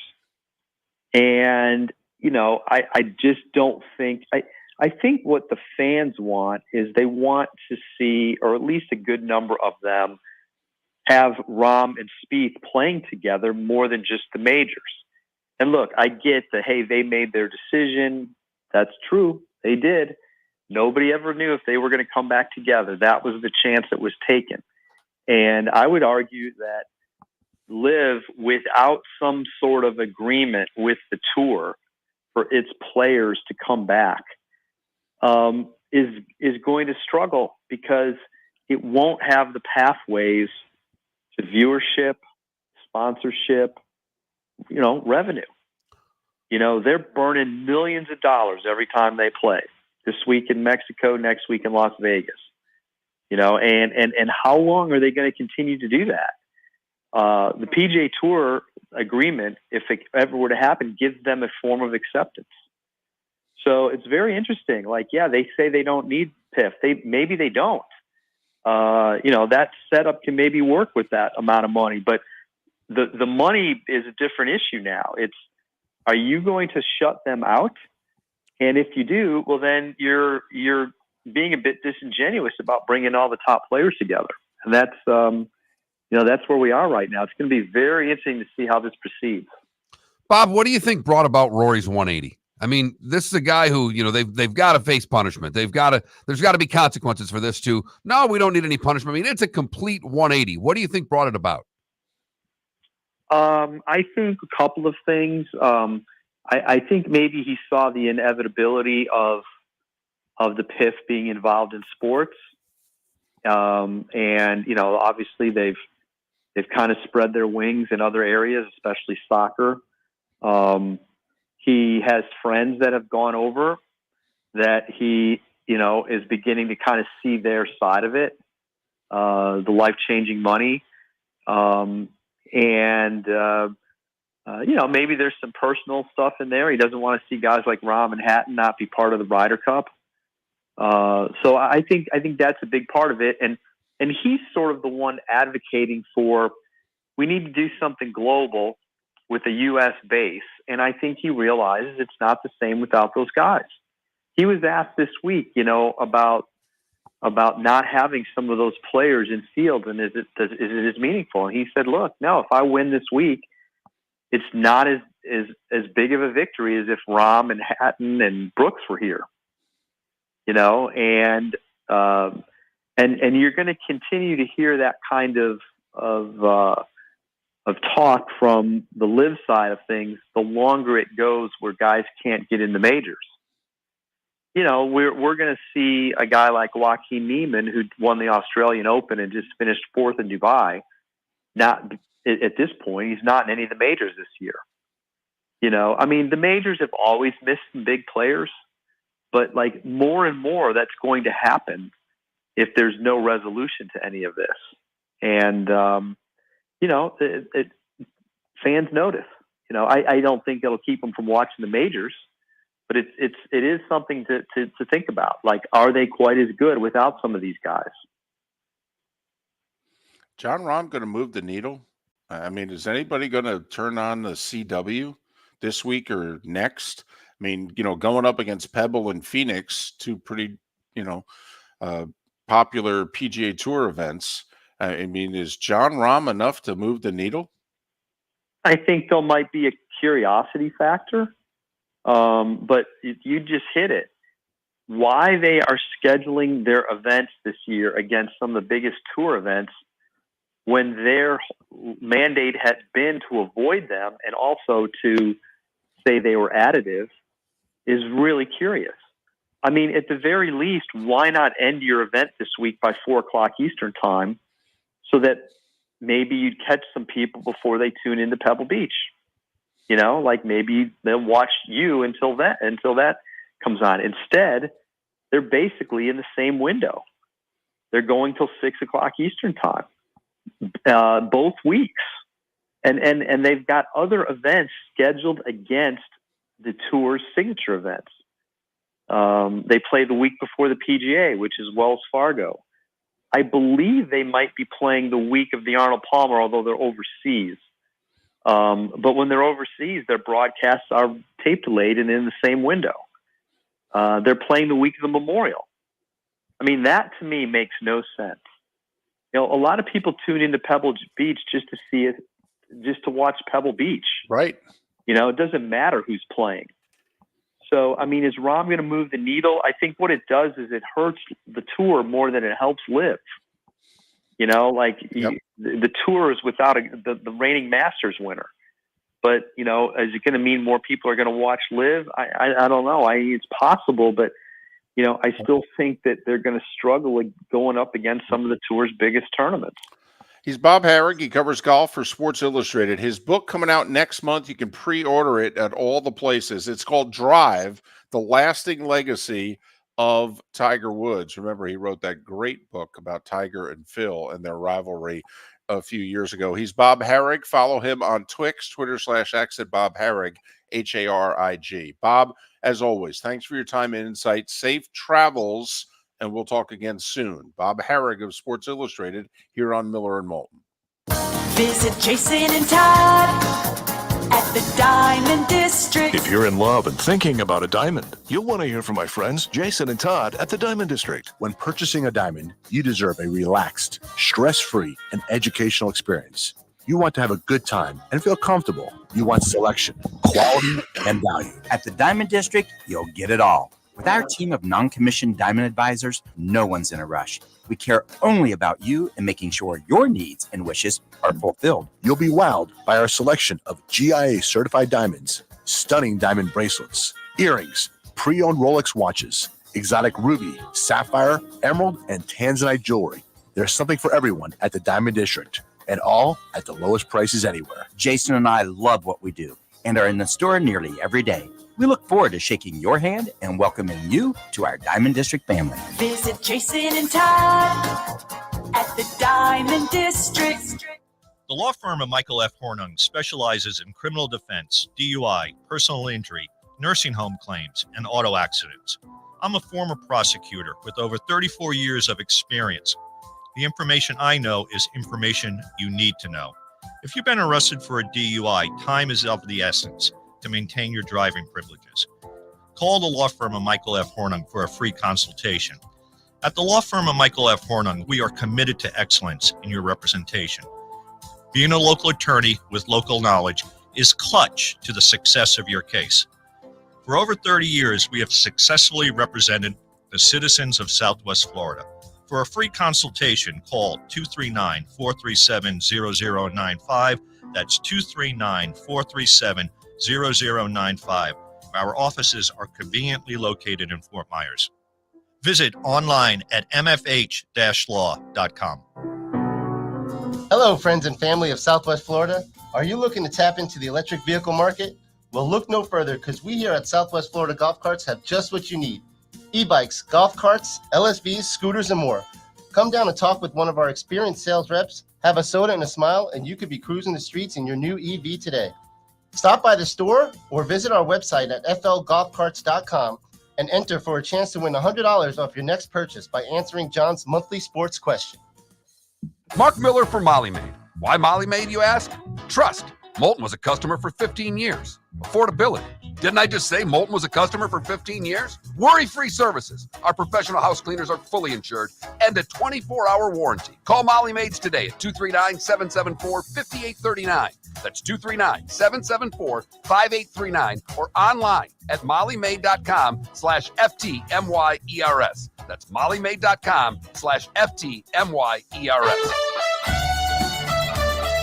You were listening to Miller and Moulton on the Florida Sports Network.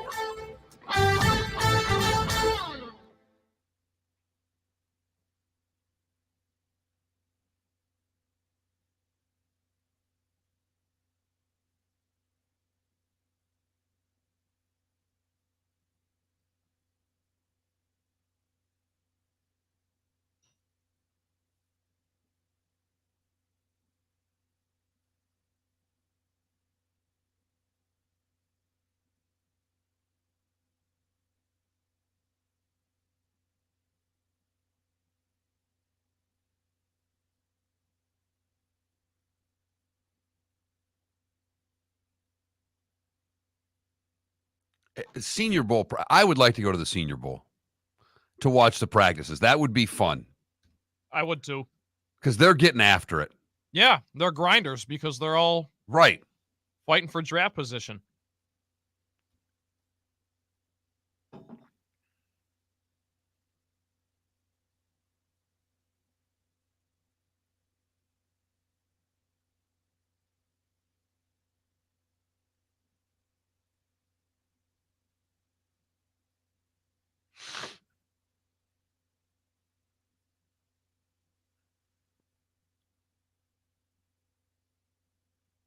You talking about the golf for TV, the Tiger thing? They put that off for a year, Chi-Town.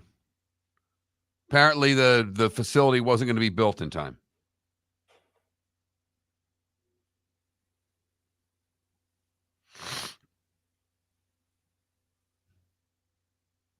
If you're talking about Tiger and Rory's thing, which is what I think you're talking about, it's been put off for a year.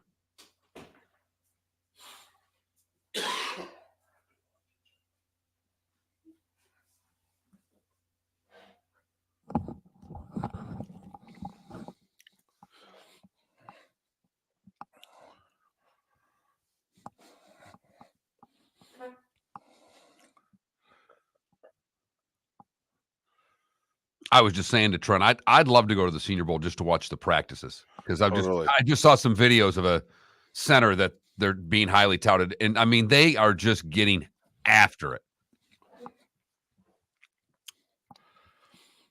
And this is where our show, never mind, logistics and what have you, and costs, but this is where our show, being the time slot that it is,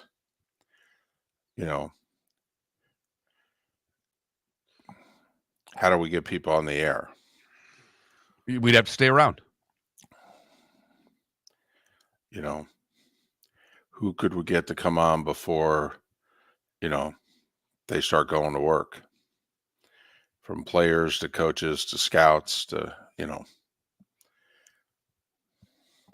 Orlando Alcigari used to go to this regularly. I don't know if he still does. I don't think he does, but you're right. He went for like 20 years.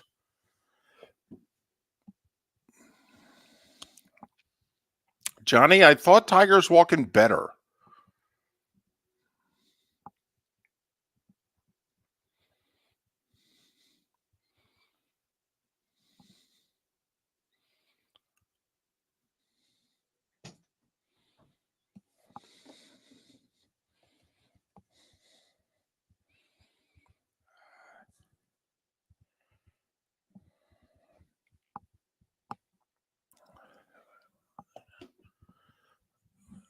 Scott's ready to go.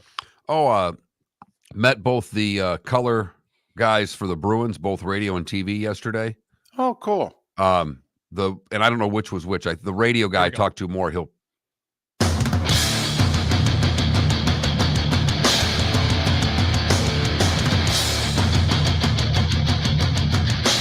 are listening to Miller and Moulton, exclusively on the Florida Sports Network. And now, here's Mark Miller and David Moulton. Just like that, third and final hour of Miller and Moulton along the network. The Diamond District bonus hour awaits at the top of the hour for our loyal audience in the 239. Chris Nilan, former tough guy in the NHL. NHL's at their All-Star break. We're going to catch up for those of you who, haven't been paying close attention. Already had a major trade overnight in the NHL, and the trade deadline's 5 weeks away. But it's always NFL season. Who the heck's going to take this Commanders gig? Scott Jackson's part of the Commanders Radio Network, does afternoons, 94.1 ESPN. You can follow Scott on Twix, Twitter/X at Jackson Sports. Scott's David and Mark, once again, thanks for your time. Who the hell's going to take the gig? That's a really good question.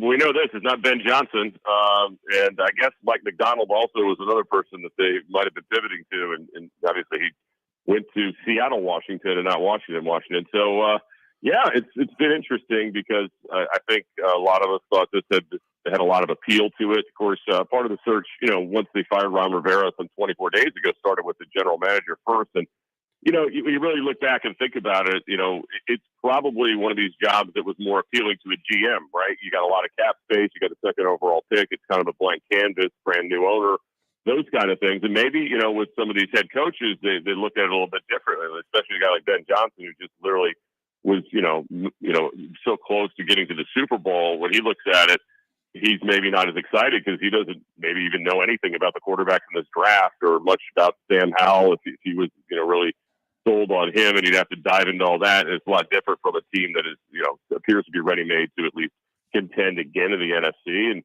there's going to probably be 5 to 8 more of these jobs. It's pretty much been the pattern out here as well, with maybe one of those 5 to 8 jobs, and maybe 2 or 3 that have more of a ready-made situation for championship success. Who's left on the list? I mean, obviously, we know the two guys who didn't take the job. Who are the candidates right now most likely to get the job in your estimation, Scott? Well, I think that certainly just among the people they've spoken to, okay, we know that Dan Quinn, for the Cowboys defensive coordinator, former Falcons coach. You also have to figure with Quinn, there's probably a really good file for general manager Adam Peters, who, of course, spent many years in San Francisco with the Niners, and Kyle Shanahan. Of course, Kyle Shanahan did his really great best work with Dan Quinn before becoming the 49ers coach when he was the OC down there. So I'm sure they got a pretty good file, and they see Dan Quinn in the division as well in the NFC East and what he's done with the Cowboys defense over these last several years. Look, last game withstanding, he's been excellent. He's been probably the best coordinator in the league prior to that last football game the Cowboys played. And then you go down to, some kind of unknowns, frankly. Anthony Weaver's a really interesting candidate from the Ravens. He's not the defensive coordinator. He's a defensive line coach. Everything you see and hear about Anthony Weaver is, leader. What is Dan Quinn? I mean, is Dan Quinn, he was a tight end. He was an offensive guy. He was never a coordinator. I mean, he's a leader, right? Like, he's one of these guys that is a leader. I think the same way, even though John Harbaugh was cut his teeth as a special teams coordinator under Andy Reid, he's a leader to me. I don't really put John Harbaugh on one position group. And I think that's how they kind of see Anthony Weaver. Then you have Aaron Glenn, the defensive coordinator of the Detroit Lions, who, if anybody watched Hard Knocks, you could see why people would be, interested in him, and really, probably maxed out that defense that had some talent and some injury issues this year to get them as far as they got. And then it's just, after that, it's like, okay, what's left out in the market that maybe we haven't investigated enough, and everybody's asking about Mike Vrabel, and I get it. I mean, to me, he's the best guy available, not named Bill Belichick, and I don't think Belichick makes sense for a lot of reasons here. I mean, when you're talking about, how important the front office structure is, and doesn't seem to be something Bill's interested in working with, at least not these guys. So I think, I think Vrabel's very interesting. Now, what I do wonder about Vrabel is, number one, why did things fall out in Tennessee? It seemed like there was power struggle with the GM. Well, where's the GM come from? Well, he comes from San Francisco. Where's our GM come from here in Washington? It comes from San Francisco. So he might have the file already done there, right? He might already know. He might have already also reached out to intermediaries, who knows, or his agent, to find out that he's not really that interested in Washington either. He might be willing to sit and wait. So that's what it really boils down to now. I think one of these three guys, Vrabel, or, maybe wait it out a little longer. I mean, what's the difference? Nobody else is on the market right now. Maybe take another week and see if there's somebody else you overlook here. Pete Carroll?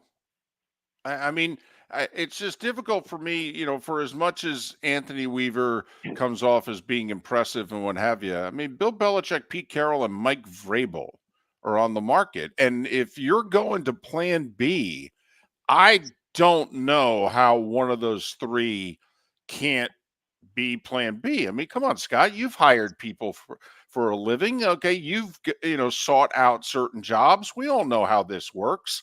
I mean, they're better than the other guys. Well, but that's the problem is there's things they're going to want. And if you're Adam Peters, who you just got this job, your job, you have a vision as to how you want to run a front office and how you want to run an organization. And these guys come in and say, no, I'm going to have roster control. I want to have, I want to have the final say in the draft. And especially a guy like Bill Belichick. And let's be honest, all the Hall of Fame rings guys, he ain't going to the Hall of Fame someday. No. I mean, all the Super Bowl rings. He's not going to the Hall of Fame for his personnel work. I mean, he ran that thing into the ground with his personnel work. So I don't want him anywhere near the draft picks right now at this point in his career. I'm sorry. And, Vrabel as well. I mean, I don't know if that's the thing that's held him back, but as successful as we see as good of a coach he's been, the fact that no one has hired him, I mean, it wasn't just Washington down here on the search by themselves. I think it might be telling as to what's going on in these meetings. And again, it's easy to armchair quarterback this stuff from the outside without really knowing what everybody's asking for or looking for. But I just look at structure. I look at relationships, because that's how the NFL works, as you guys know. He knows Rand Carthan, who was just with this guy who, they separated and parted ways. And I know they said all the right things about one another, but that's probably not the truth. So I think that's why we're not hearing Vrabel right now. Doesn't mean he might not just pop up back in this thing. It's certainly what the fans would like to see. I think if nothing else, you have to explain that at the end of this process if you don't go that direction. Scott, how long is this rebuild, if you will, process? How long? What's this roster like? How long do you think before this team can contend for winning a division? Yeah, this division, as you guys know, it's really their turn. It's either them or the Giants next year, or the Eagles, because the Cowboys won it this year. It's how the division, the pattern has worked. Look, it's hard to say it's close if you don't know who your quarterback is. It's really hard to sell anybody on that. And I'm not sold on Sam Howell. I don't think his career is over by any means. I think he's probably on the roster next year. I don't think he's your definitive number one. You're picking number 2 overall. That's why you really need to know who the OC is here before you can really kind of figure out connecting the dots, which quarterback they like, and those kind of things. But anyway, there's more talent here. They got less out of more over this last several years with Ron Rivera and his staff. I think the staff really got stale here. They tried to jumpstart a little bit with the enemy this year, and it didn't work. For a variety of reasons. First and foremost, they just gave Sam Howell the starting job without making him compete. And then you saw at the end of the season a little bit of Jacoby Brissett, like, oh, okay, this offense actually can function if you had a quarterback in there who wasn't seeing ghosts. And it's probably why Eric Bieniemy is sitting there waiting and saying, hey, I'm here if you guys need me, as he's still under contract and that's going to work every day. So I think it really just depends. But, yeah, I think there's more talent here than not. But, again, it's going to take the right leader, a really good offseason of free agency and draft. Because they do have their own free agents to deal with here, too, including Cam Curl, who's, really important part of their secondary. And the other one is, of course, Kendall Fuller, that's a free agent this offseason. They got to look at, figure out what to do there. But, they gave away both of their ends for draft capital, and so they have to start up there on the front. I mean, they still have Allen and Payne. But, who knows? Maybe Adam Peters looks at this as a situation to move one of those guys and gets even some more draft capital, because they'll probably have value out there in the open market. Hey, what's the scoop with Bieniemy?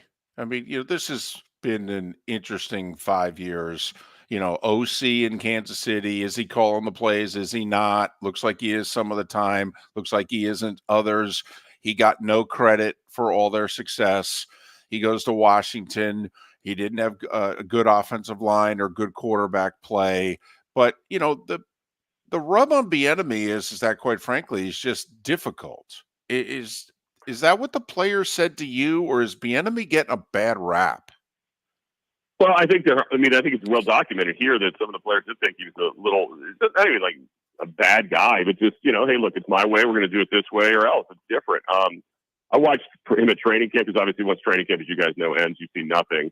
And I liked what I saw and heard. I mean, he's definitely engaged. He doesn't let them cut corners. It was definitely a different sounding practice than we've ever had here in multiple years. I could see maybe where it grades on some of the veteran players. I think some of them sounded off as the season ended about it as well. But I do think it worked. The offense worked at times this year pretty well. My biggest gripe with Eric Bieniemy this year was there was no complementary football between him and the offense. There was no complementary football between the offense and the defense, right? And this is where Ron Rivera, as the head coach, blew it. He kind of allowed him to do whatever he wanted. His first instinct is like Andy Reid. He wants to throw. But you can see with Andy Reid now, as time's moved on this season, he's leaned into Pacheco a lot more, because he just doesn't have the group that he's had in the past. So we certainly never had that group here, even though they have good receivers. You mentioned the offensive line. They had real protection problems. The 2 games against the Giants were embarrassing. How they, Wink Martindale just exposed them over and over and over again.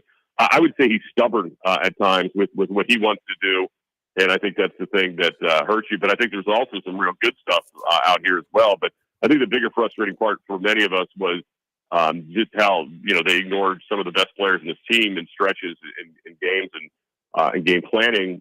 Brian Robinson, the running back, and Terry McLaurin. It took too long for him to get involved in a lot of games, and that was the frustrating part. Clearly, Howell was regressing as the year went on, and as the head coach the offense coordinator, that's something he's got to wear. So I think that's a bigger thing. And look, they interviewed him. He said all the right things.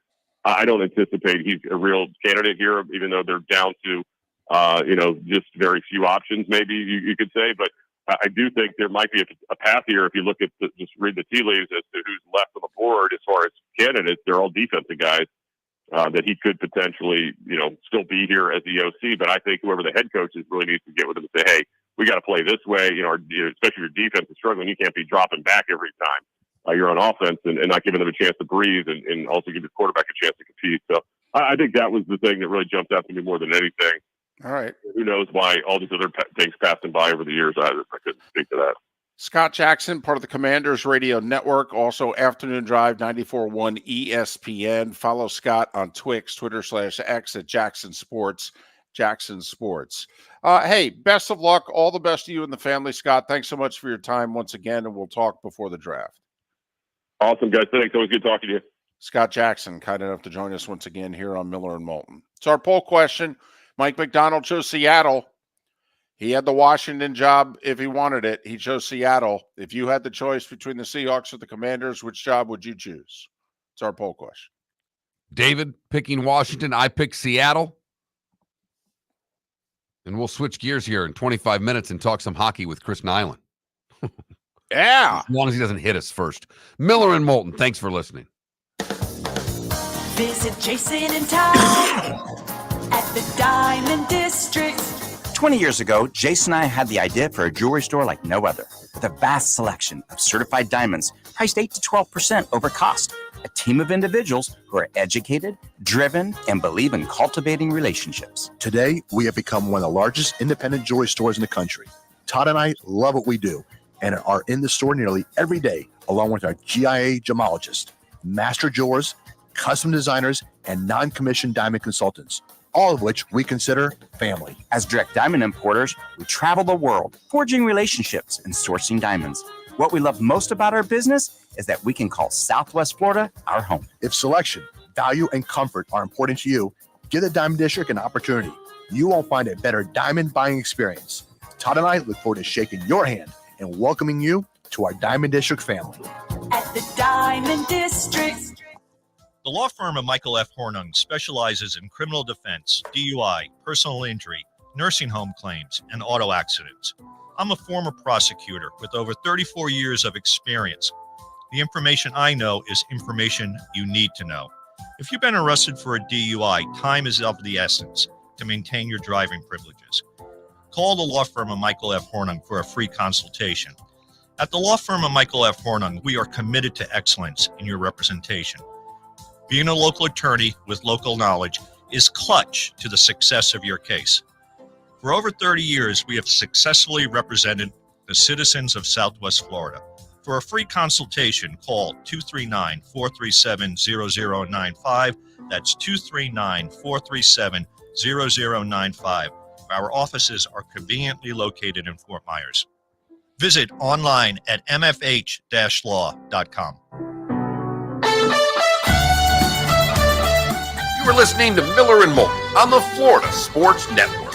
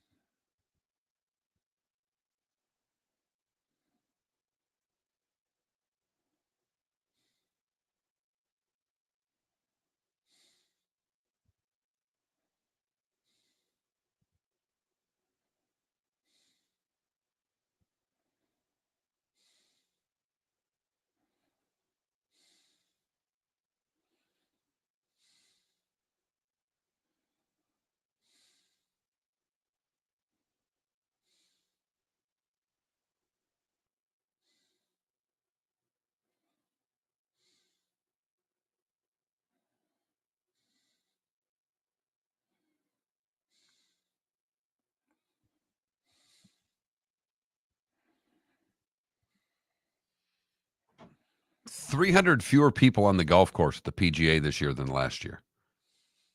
They went from 156 to 80 because it's a limited field event. 76 fewer amateurs, 76 fewer players. which means caddies as well. Oh, I mean, wow, that's right. Yeah. just the traffic on the course. Yeah. I mean, that's Well, and no amateurs on the weekend. correct.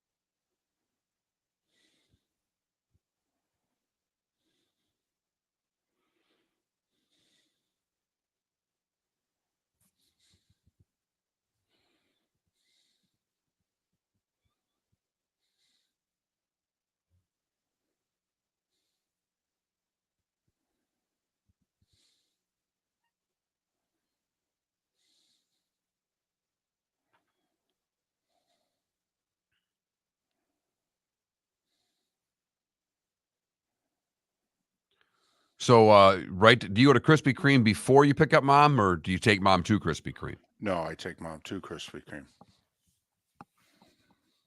And she's staying at a hotel, or is she Yeah. staying at your place? No, staying at a hotel. Okay. I love hotels.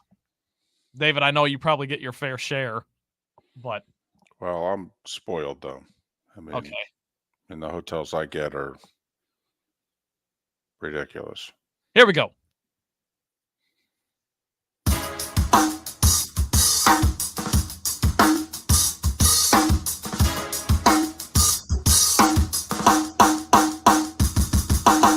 Welcome back to Miller and Moulton, only on the Florida Sports Network. 21 minutes past the hour. Chris Nilan to talk all things NHL in a little more than 15 minutes time. It's the All-Star break. The All-Star game's in Toronto. All-Star game sucks. I mean, they got some skills stuff the night before, which is actually pretty cool. Fast to skate, hard to shot, things like that. That's not bad, but the game Is baseball the best All-Star game? Yes. By far, right? It's the only one that's a game. But even then, they took the meaning out of it. Doesn't matter. There shouldn't have been meaning. It's the best product, but I just... It's the only game, Trent. And even then, who cares? 50% of the fan base in the MLB? Who watches? No, they still watch some All-Star game. The All-Star game still draws a number. Doesn't the Derby get more? Or no? Yes, but the baseball All-Star game does around 7 million, and that's the lowest it's ever drawn. But I think the last year or two, the first digit was a 7 in terms of how many million people watched. Baseball won't have another game that draws 7 million until sometime in the playoffs, and it may not even be to the league championship series. I mean, so that's why, that sucker ain't going away. But the NBA and NHL All-Star games have been dreadful for decades. I know the NBA this year is going back old school, if you will. East, West. Okay, no players picking teams and picking their friends, and no final 5 minutes is different scoring. No, East, West. Go. I'll tell you what, the first year of the aggregate scoring in the NBA, that was shortly after Kobe had passed away, that was a great All-Star game. I mean, they were playing all out. I thought it was a sustainable model. I was very wrong. It quickly became a clown show, and now they're grasping at straws, switching the format up every 2-3 years. It's a shame. This is something, by the way, I don't know if the league needs. Because also, isn't the All-Star game on TNT? Yes. I mean, it draws like under 3 million. I mean, it's to the point now. First off, the best dunkers don't compete in the dunk competition. Now, this year, what's drawing the most buzz in the NBA is Ionescu from the New York Liberty, who's a tremendous player and a great shooter. Okay, she and Steph are going to compete against one another in a three-point shooting contest. And that's drawing some buzz. But otherwise, I mean, these guys just want to go to Vegas for 4 days. Let them go. Speaking of which, I mean, we've really come a long way. And we haven't really talked because we've got the game to talk about. The fact the Super Bowl is in Las Vegas. Oh, my goodness. Where Tony Romo was going to hold a fantasy football summit. Or 10 was years going to be ago. a speaker 10 at a years fantasy football summit. Right. Yep. And the league was ready to throw him out of football for doing so. Correct. 10 years ago. 10 years ago. Romo wanted a fantasy football summit, and then he was going to be a big part of it. And like Mark said, he was going to speak, and he wanted, right. And the league basically said, you do it, and you're out of the league. Out of the league. And now the league is having the premier sporting event in the world on an annual basis. I know the World Cup's bigger, but the Super Bowl by numbers draws every year as many fans as anything that's done. And you know what? I think it's maybe the best place you could possibly have it. And tickets are astronomical. The secondary market for tickets is through the roof already. It's a smaller stadium. That's not a 80, 90,000 seat stadium. That's, I believe, in the high 60s. But David, they could have a watch party at the Sphere. Come on. Well, no, I mean, think of the watch parties you can have in Vegas. I mean, you talk about cities where, well, you know, hey, I couldn't get tickets, but I had an amazing time. David, I went to Vegas for a Super Bowl. The Super Bowl wasn't in Vegas when I went. Which one was it? Wasn't. Carolina and the Patriots, or was it Carolina, Denver? Carolina, Denver. Oh, okay. 2015. Yeah. Great week. Saw a UFC title. It was supposed to be a UFC title fight. The title fighter backed out for whatever reason, was injured, but saw a UFC fight, an AC/DC concert. Yeah. And then watched the game in a private room. I watched that Super Bowl at a church. So there's the dichotomy between. Oh, it's pretty similar. Where you can watch the Super Here's Bowl. the irony. There was more gambling at the church than in Vegas. Hello.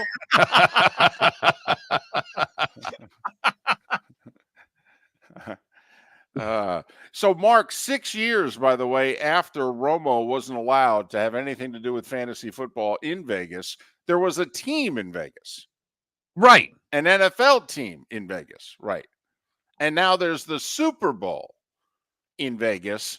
And most people believe, by the way, this is going to be part of the rotation. SoFi, LA, Vegas. Okay, this will be two of the, whatever they decide on, 4 or 5 cities that are basically like the British Open or Open Championship rotation. That Vegas and SoFi in LA, they're going to be 2 of the whatever. And then the 5, 6 other cities are going to every 10 years raise their hand and go, hey, can we get it again, please? I've got no problem with them being part of the rotation. Well, and clearly the NFL doesn't.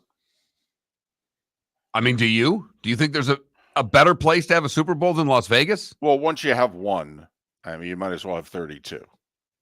The only thing that I am very curious about is that the NFL is on a run here of West Coast Pacific time zone Super Bowls. And I don't know if that means anything to anybody, okay, in terms of being able to go.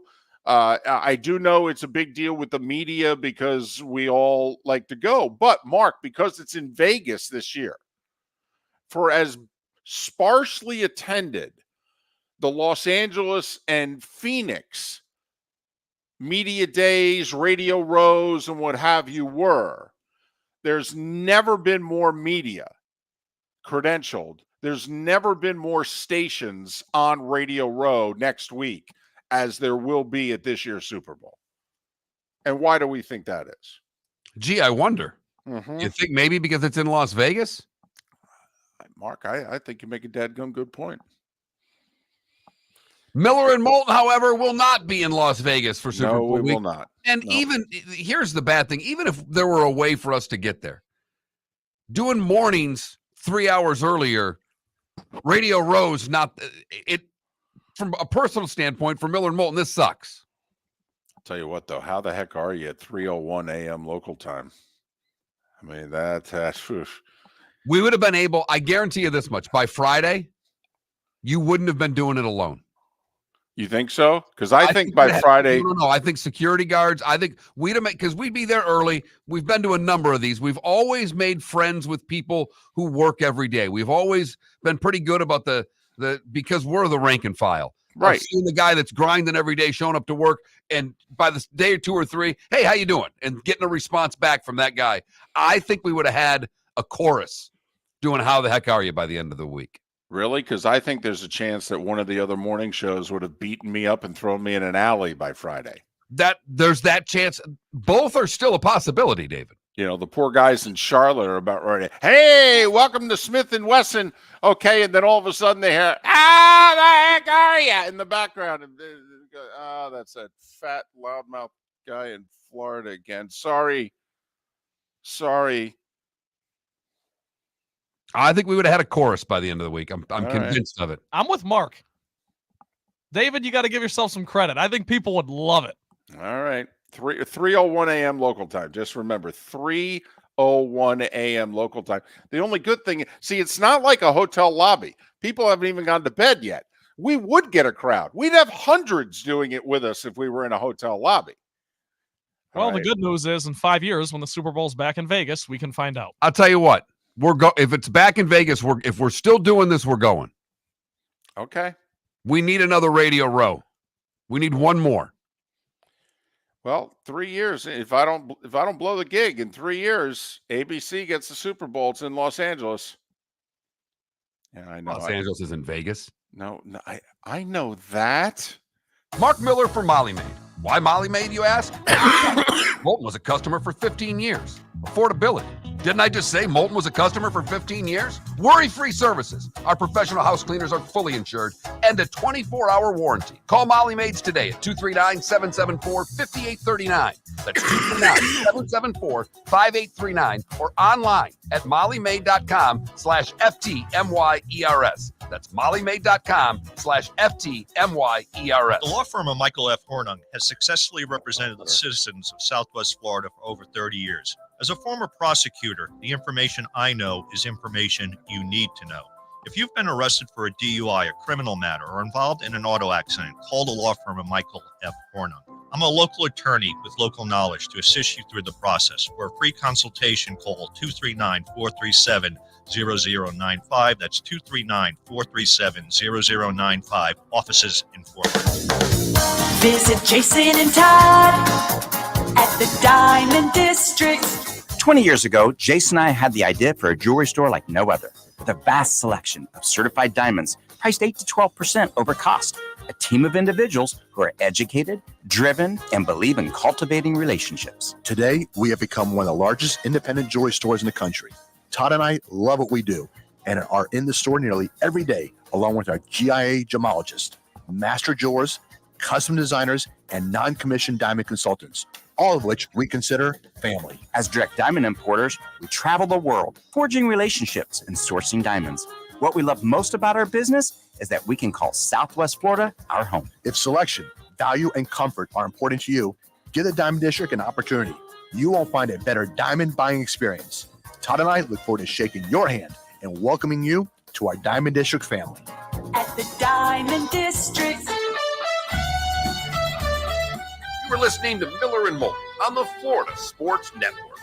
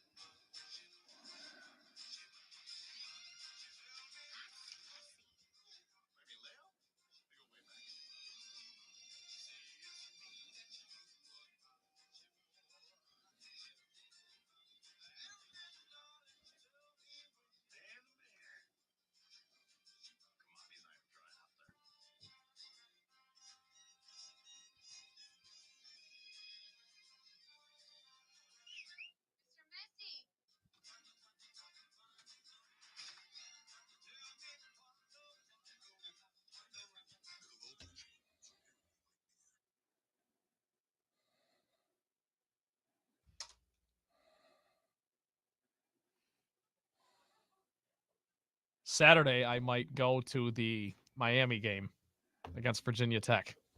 Oh, all right. Just felt like I want to take in a hoops game. It's only an hour and a half or an hour 40 across the. That's what my phone said, at least. To the Canes.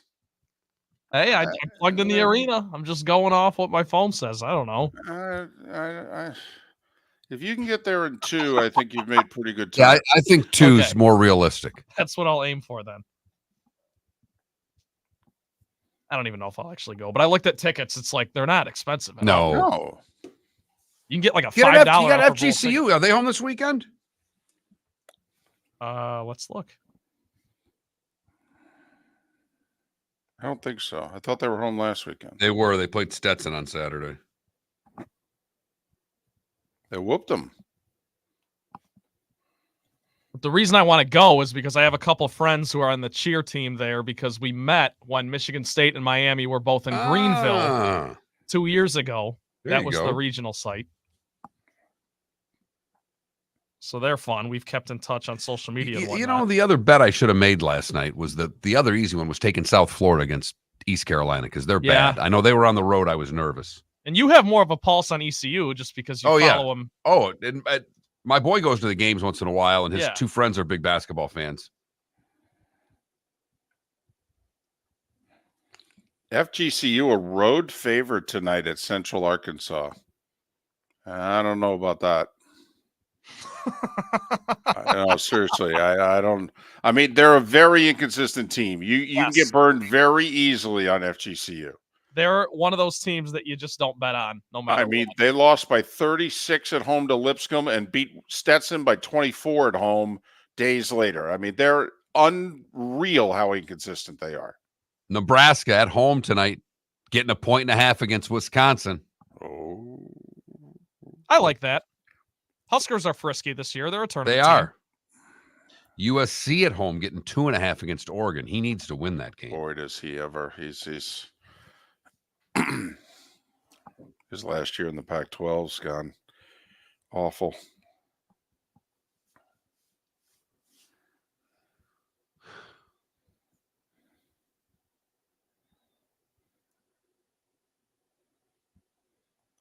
My mom says the Super Bowl should be in Vegas every year, and she's already looking forward to her Krispy Kreme. Now, has she been to a Krispy Kreme when she's getting the hot ones, when the light's on, as opposed to just a regular Krispy Kreme donut? Oh, yeah. My mom's all the time. Yeah. All right. There was one of the exits of Penn Station in New York. You used to go up the escalator, and before you reached the streets of Manhattan, there'd be a Krispy Kreme. Oh, okay. Set up right there. Oh, yeah.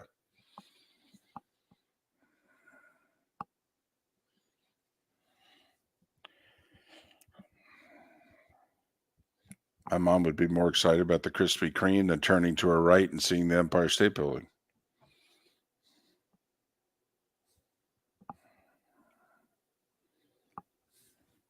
Nine times, by the way, Chris Nilan had 200-plus penalty minutes. Won a cup and went to an all-star game. Yep. 86 Canadians broke my heart. Took out the Rangers in the conference final. And here we go.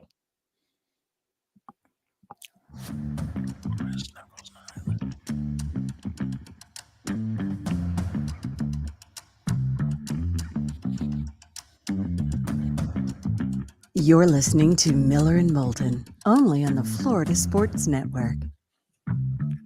22 minutes before the top of the hour. We want to talk some pucks on this day.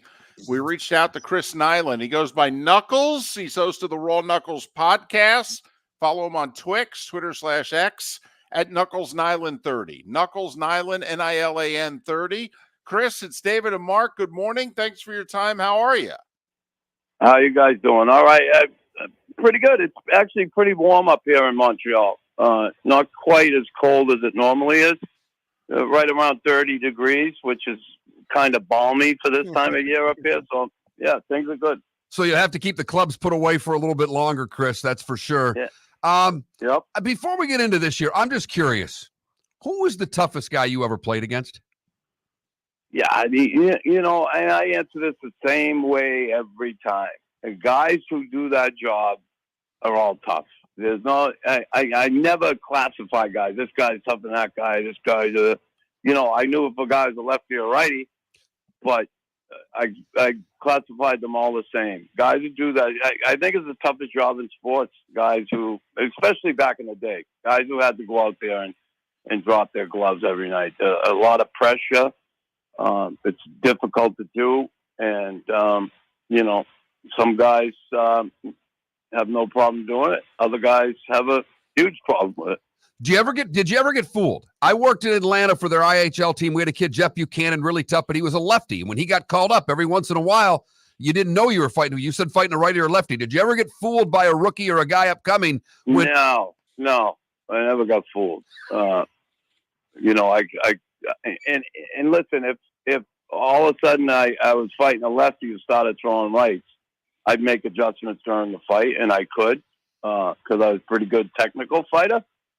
So, yeah, no, I never got fooled. When you watch the game today, I made the comment earlier in the show that the lack of hitting in the regular season is beginning to affect my enjoyment of watching regular season hockey. That, the playoffs, we all know it's a totally different game. But I mean, Chris, I've seen stat lines where both teams will play a game and there's less than 10 hits for both teams. I mean, I'm curious, when you watch the game, do you go, man, you guys are great, but could you hit somebody? Yeah, it's so wide open now. They spread the ice out with no red line. There's a lot of speed, which the NHL was looking for, but you don't get as much contact. And I think, I think just say you put the red line back in. I know a lot of people just, oh, no way. These kids are so talented today, and passing the puck in tight areas and handling the puck in tight areas that, I'd love to see guys come up the ice together as a group and pass their way through. The NHL is so worried about the dead puck error, neutral zone trap, and all that. And listen, there's ways to defend when the red line is in that you can smother teams. But you also create situations where you're able to get a forecheck going, a better forecheck than you do now. A lot of times now, you get guys that cheat off the line easy because they know that long pass is coming. It's going to get chipped in the zone, and D-man cheats back there, comes up with the puck, and before those players can get up the ice and forecheck, the defending team has the puck and they're coming the other way.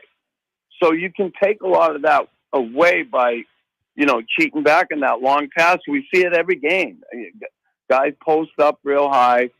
D-man steps out, fires at the length, 3/4 of the length of the ice, and then the guy chips it in, and they try and get a forecheck going. That's difficult.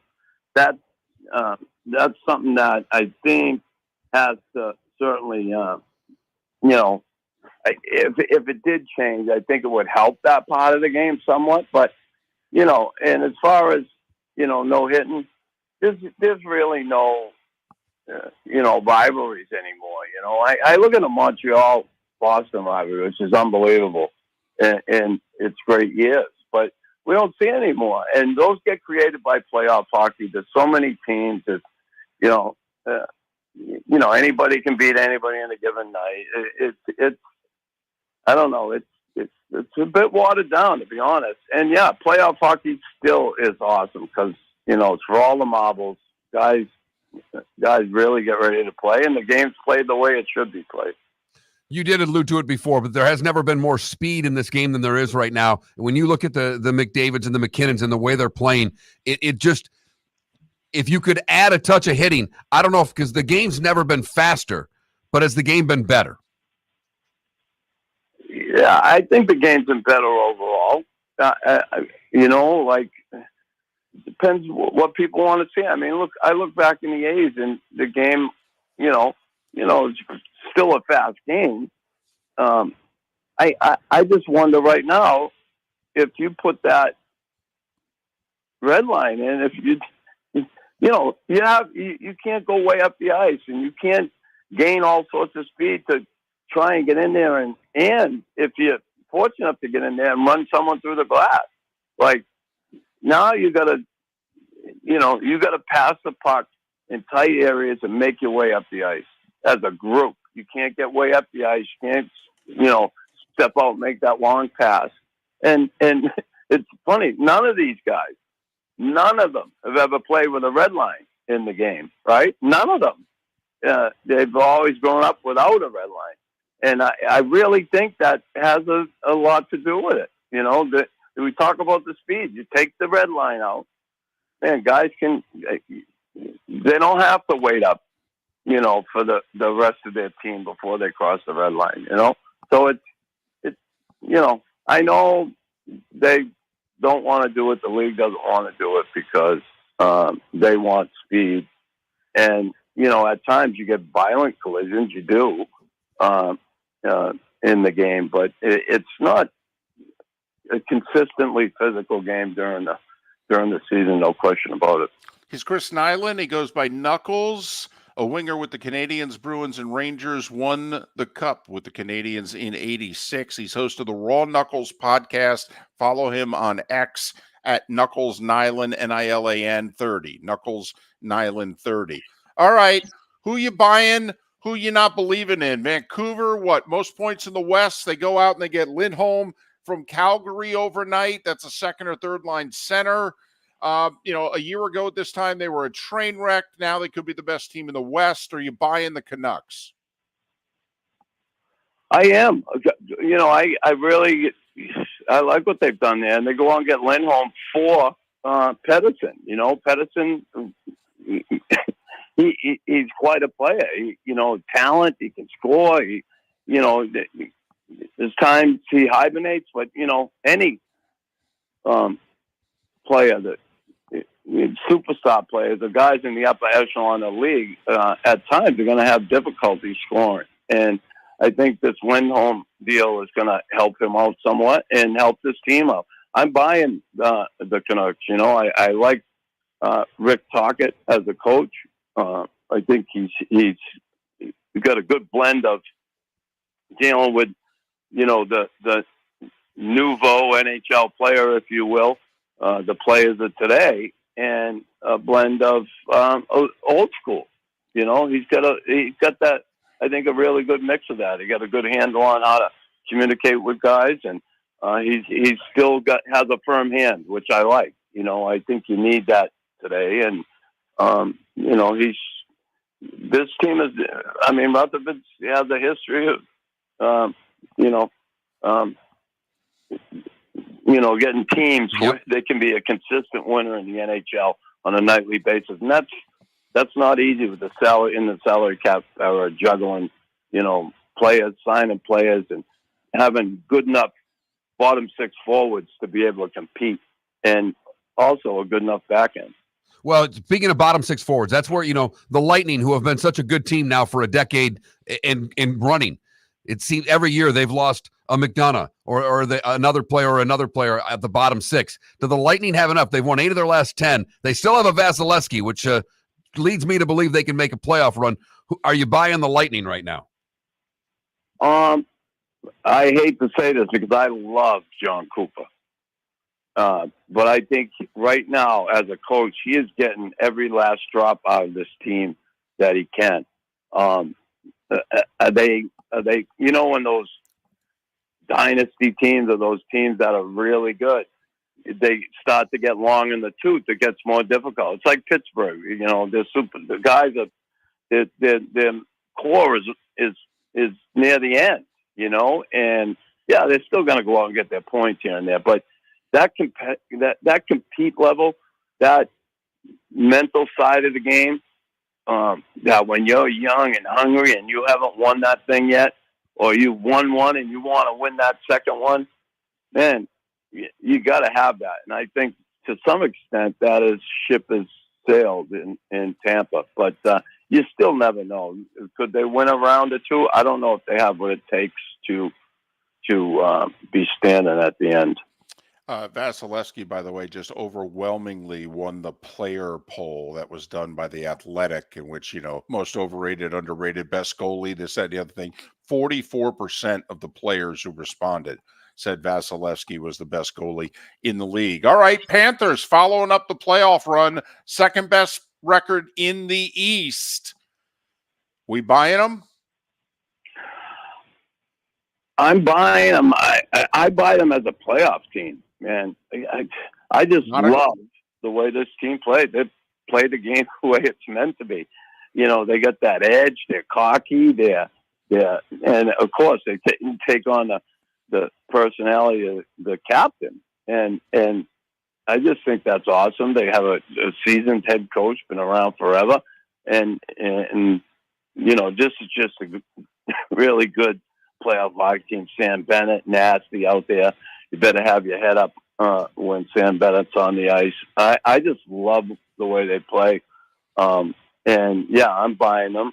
Now, again, Wigan, Vancouver, whatever team, when the playoffs come around, man, it gets so difficult. Just beware of that first round. They took everybody by surprise there last year, and certainly they earned, there's no question, earned what they got last year as far as wins in the playoffs and what they did. But that team's built for the playoffs, and I really like that hockey team, the Panthers. Chris, thanks so much for making time for us. An early birthday wish from us when you celebrate your birthday next week. And hopefully we can talk again by the end of the regular season. I'm jealous. I wish I was in Bonita Springs. We'll tee it up the next time you're here, Chris. All right. Thanks, guys. Have a great day. Chris Nilan goes by Knuckles. His podcast, the Raw Knuckles Podcast. Follow Chris on Twix, Twitter/X, Knuckles Nilan, Nilan 30. Knuckles Nilan 30. He was a prominent player on the 86 Canadiens at Patrick Roy's rookie year when Montreal came out of nowhere and, ended up winning the whole thing. Calgary took out Edmonton, and then Montreal took out Calgary and danced with Lord Stanley. His name is on the cup. Yes, it is. That's all that really matters in that sport. 9 seasons where he had over 200 penalty minutes. I think he had 5 of over 300 penalty minutes.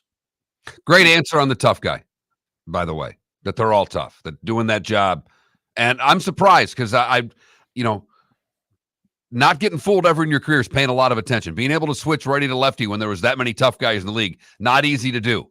And he was one of the toughest of all time to play. Awesome start to the interview. I mean, you want to talk about setting the tone? He just came in hot, talking about, no, I never got fooled. You kidding me? Loved how he said, all of a sudden I find out the guy's lefty. I was a good enough tactician I could change. It's awesome. Different game. He played a different game. Yes, he did. I wish every team had a Chris Nilan nowadays. There's like 3 of them left in the league. I think Wilson of the Caps is like the last Chris Nilan. I really do. And he's had to tone it down because nobody will fight him. But I think Tom Wilson's like the last Chris Nilan in the league. Sometimes they call him sandpaper guys. He's breakfast, nails for breakfast. That's Chris Nilan. I mean, sandpaper guy would be an insult to him. Look at our association guy over here getting all gritty on us. He just won me over. I'm watching hockey. I'm watching nothing but hockey for the rest of the week. Of course, it's the All-Star break. There is no hockey for you to watch. There's not a damn thing to watch. Until I mean, I don't know. Watch some college hockey, Big Ten, Hey, Smarty's pretty good. For the first time in forever. Miller and Moulton. Along the network. Thanks so much for listening. We'll be back tomorrow. In the 239, it's the bonus hour time, brought to you by Jason and Todd at the Diamond District. That's next on Miller and Moulton. Hello, friends and family of Southwest Florida. Are you looking to tap into the electric market? Well, look no further, because we here at Southwest Florida Golf Carts have just what you need. E-bikes, golf carts, LSVs, scooters, and more.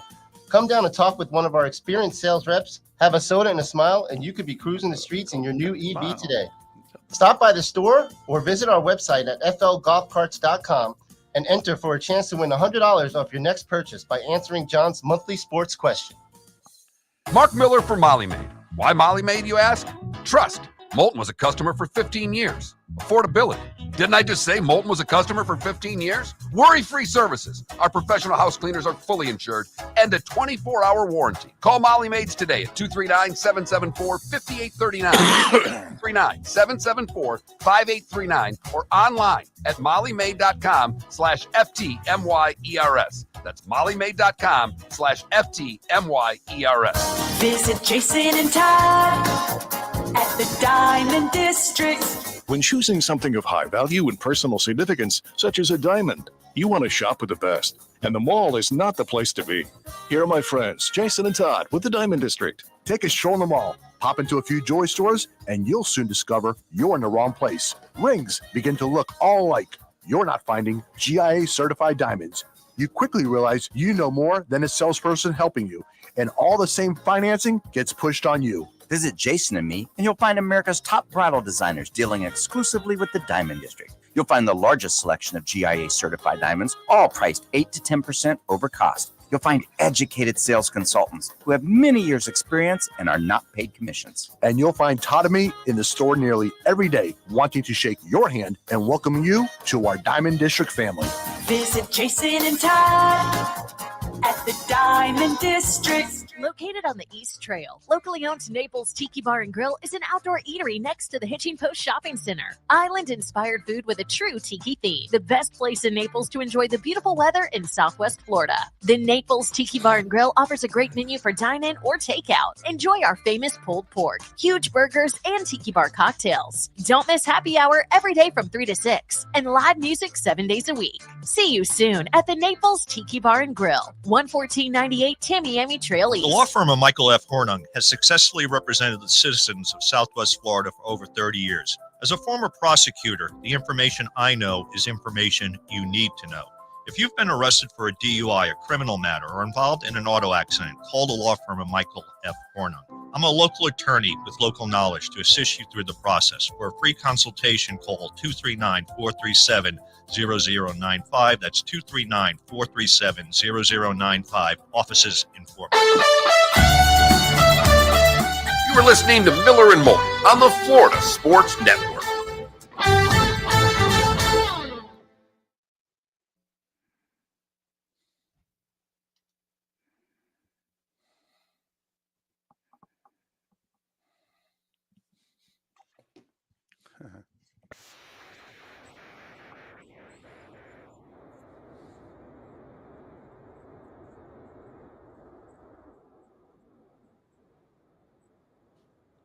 That 86 team came out of nowhere.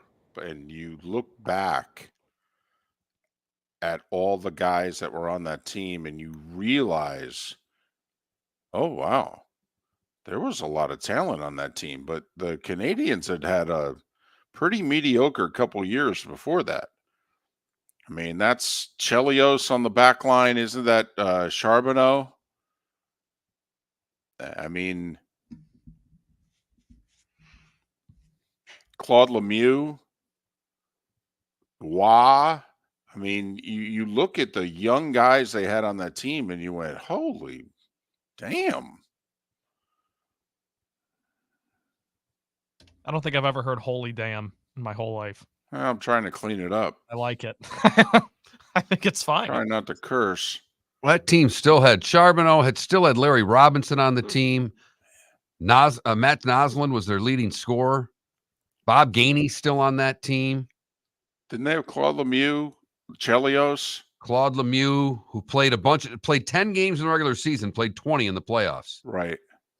Chelios is on that team. Brian Scrutland's on that team, pretty good player. Yeah. Peter Savoda's on that team, pretty good player. Who?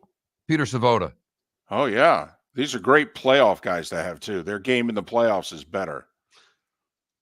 Wah was tremendous, though. He was.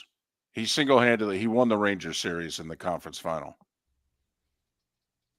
I mean, there were 2 games in that series that the Rangers just absolutely outplayed the Canadians, and Wah just said, no, we ain't losing tonight. And the Rangers team was not a good team. It was a below 500 team that was got on a roll. Van Beesbrook carried them through 2 rounds. But, Mark, that was the team that ended hockey in Hartford, by the way. Because I think the 86 Whalers team, there was one year, I don't know if it was 82 or 86, but the Whalers were really good. And that's when you had to get out of your division. And I thought the Canadians in the second round beat the Whalers in a 7-game series. Mike Liut and that was the last like really good Hartford team that I remember. Because the Whalers never had a playoff run.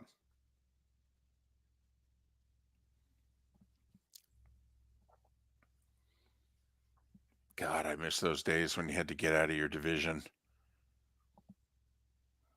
How many teams were in the league then? Oh, it was around 24, between 20, 24, 26, maybe 28. I just, God, Trent, to get out of your division though. And the funny thing is they were like 5-team divisions and 4 teams would make the playoffs. And 1 would play 4 and 2 would play 3. Yeah, that's awesome. But like it was Montreal, Boston, Buffalo, and whoever. I mean, it was just so the Bruins and Canadians seemingly played, 8 out of 10 years in the playoffs. Yeah, that's how you get great rivalries. The Rangers were in the same division with the Flyers and the Caps. Here we go, coming back.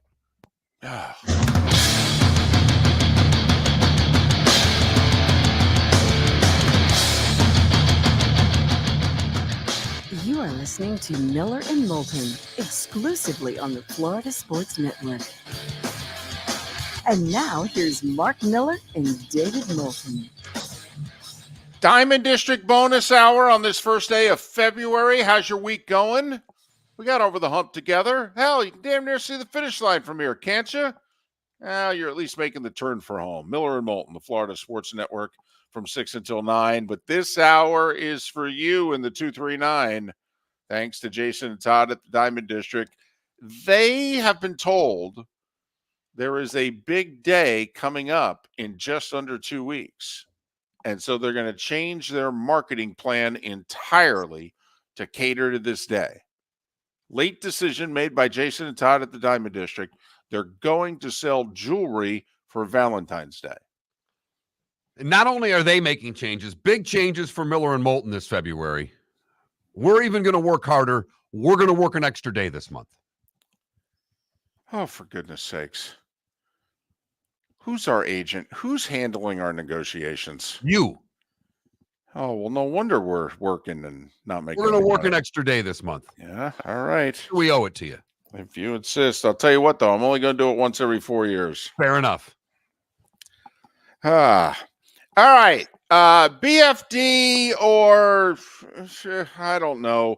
This $3 billion from the Strategic Sports Group and the PGA Tour, and I guess the tour will still be nonprofit. They'll create the separate entity, which is for profit. The players will have equity in this. The PIF, if they want, that's the Saudis can still they can throw money into the pot if they want, but we don't really need you guys anymore. Go to hell. Okay. Well, and their money doesn't give them the same seat at the table. That's the one thing that this does, David, is their money does not give them the seat at the table they thought they were getting before. Well, listen, if I'm the Saudis, I'm out. No, I'm out. I mean, come on. I did this to have a seat at the table. I did this for quote unquote legitimacy. What? Like I need to enter into a business arrangement with anybody? That's not why we're doing this. But if you want a sport wash, you want this league, don't you? I don't know. Why don't I just go in and create my own? Listen, okay, I'm being very serious about this. We've never gone down this road. Based on Rory's 180-degree turnaround in the last 90 days, how close do you think Rory is to signing with the LIV? Because I think he's playing for him next year. Seriously. Okay?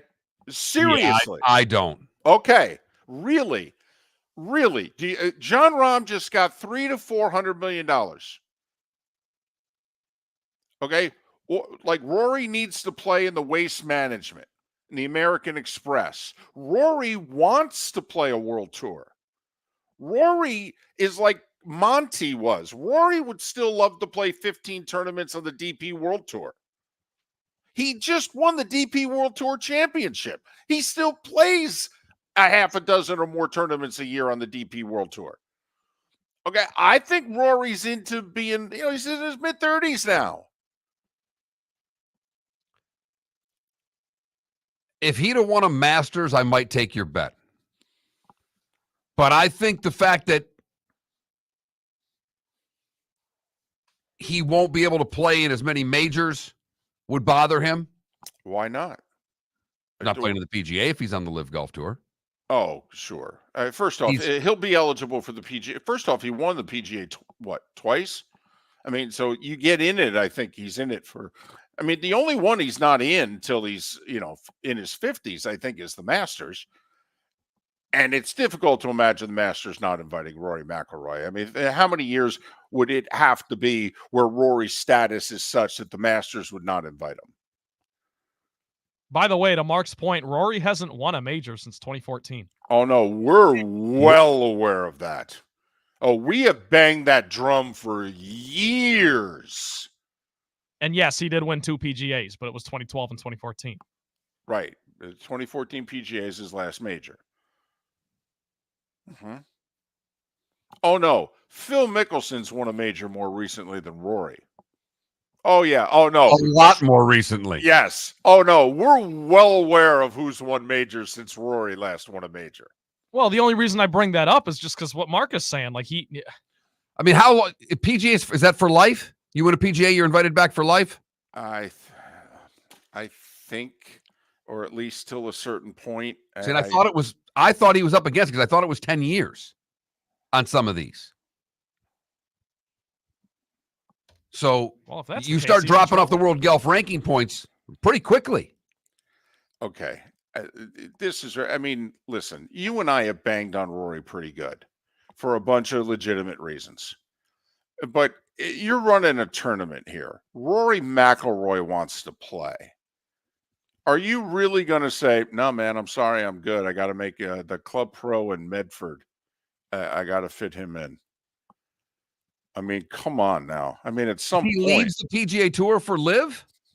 Come on, David. Unless they work something out, unless that Saudi money comes and they're going to let him jump back and forth.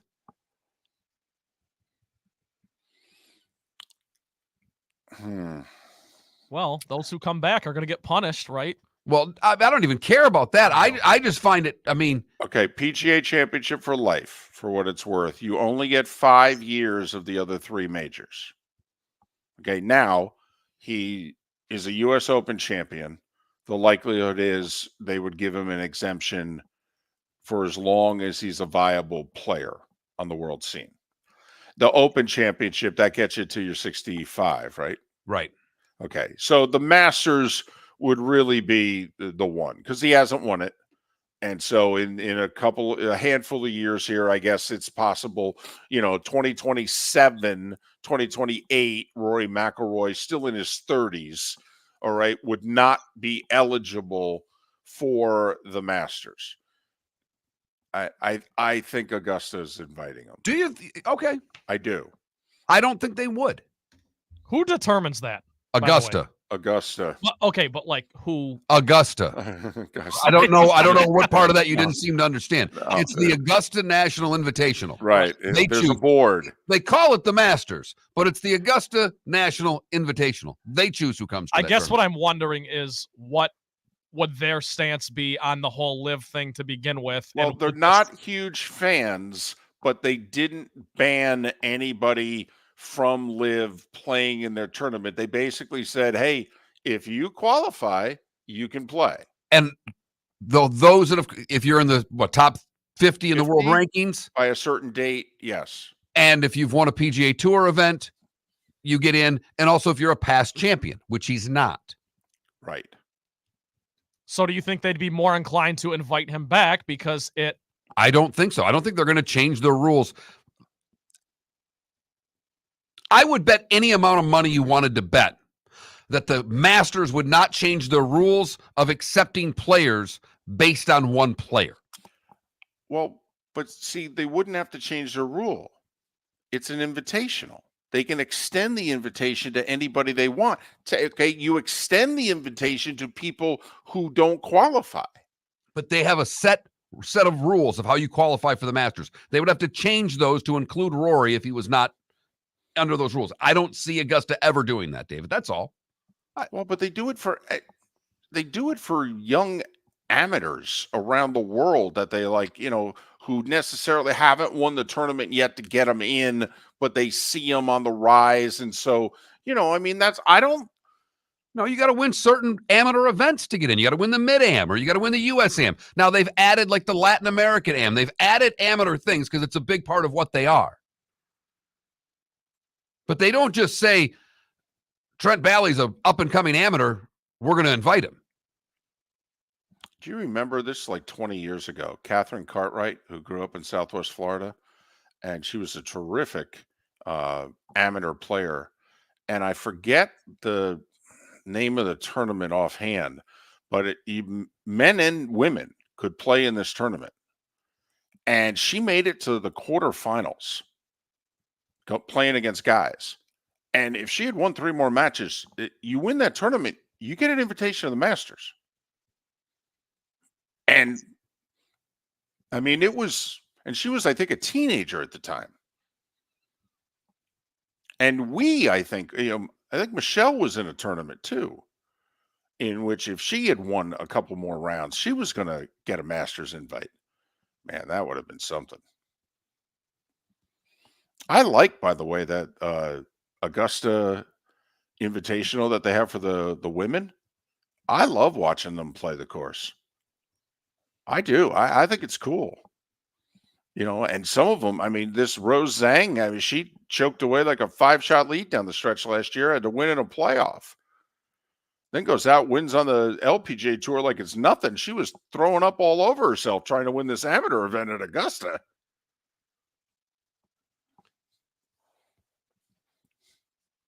But you don't think so? When Rory's the 58th ranked player in the world in March of 2028, and he's on the LIV tour, you don't think Augusta invites him? I would bet anything you wanted to bet.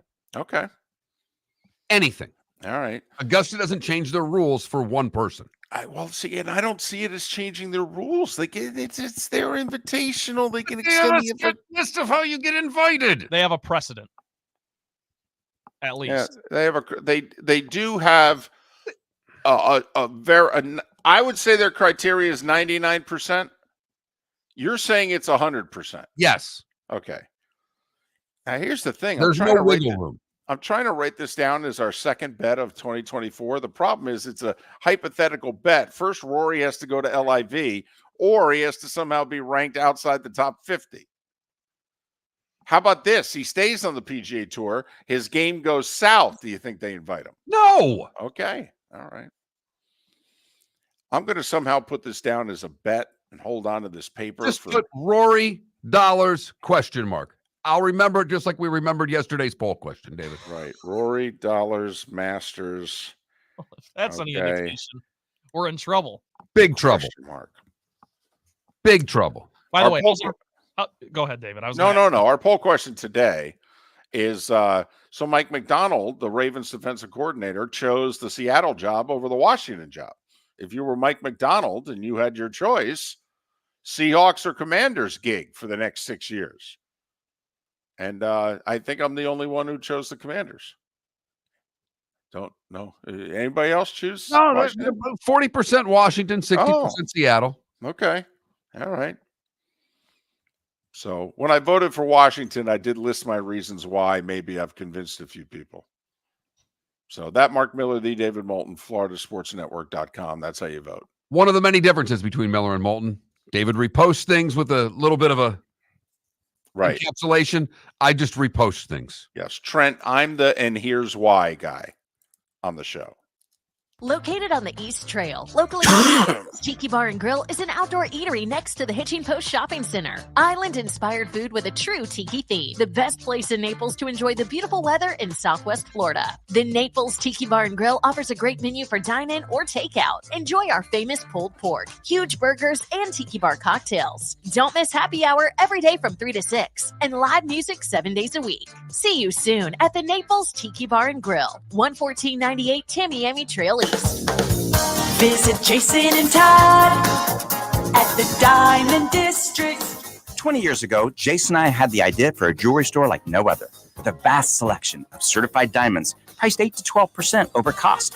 A team of individuals who are educated, driven, and believe in cultivating relationships. Today, we have become one of the largest independent jewelry stores in the country.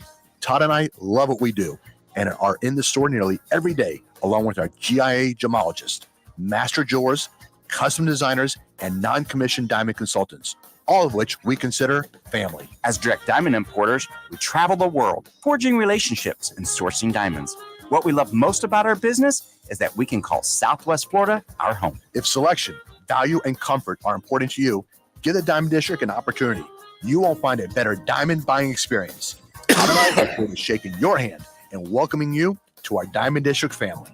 At the Diamond District. Mark Miller for Molly Maid. Why Molly Maid, you ask? Trust. Moulton was a customer for 15 years. Affordability.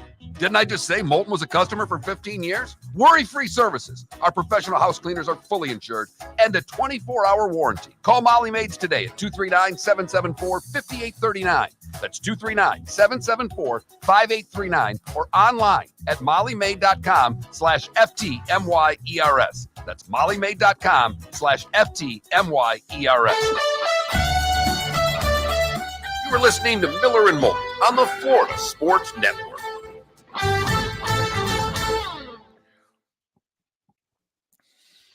You know, Shelby doesn't even have USF as a others considered for an at-large bid right now.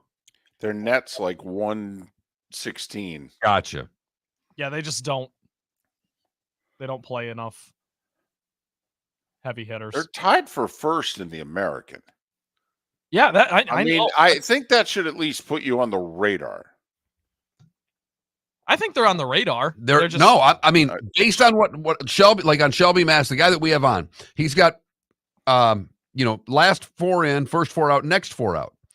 And then he's got others in contention for at-large bids. And he lists a lot of teams and here. they're not even on that. They're not even on that list. I mean, he lists Miami, BC, Pitt, San Francisco, UCF, NC State, Indiana, LSU. I mean, there's Santa Clara. Florida State at all? No. See, I would disagree with that. I think USF should at least be.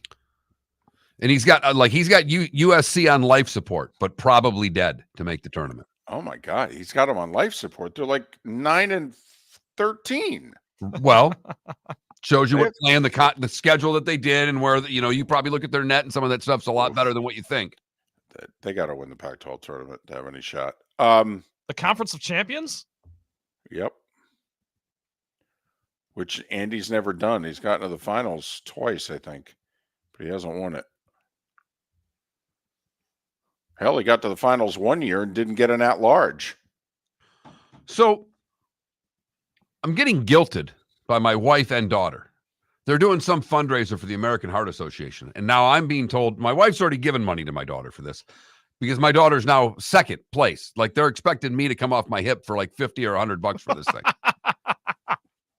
Well, no. That's what I said. No, you got to hit up your friends. You got to guilt me and people like me into it. No, you've done enough.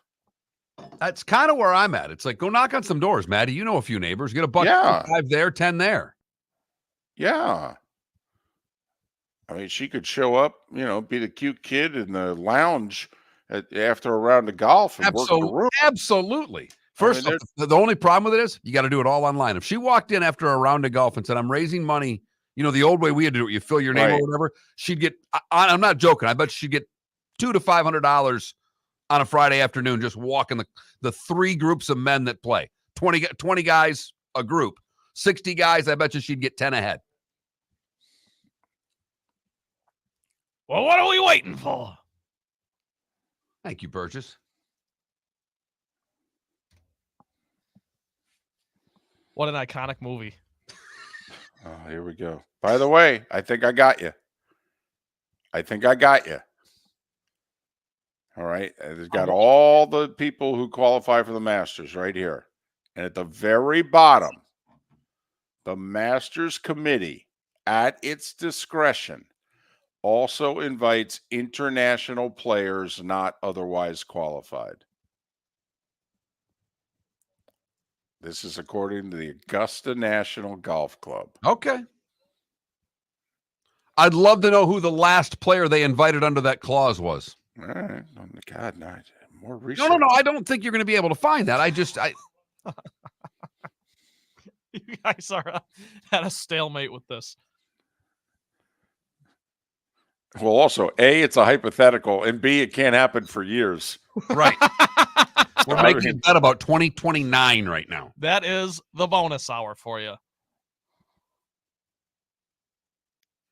Fast and loose in the 239.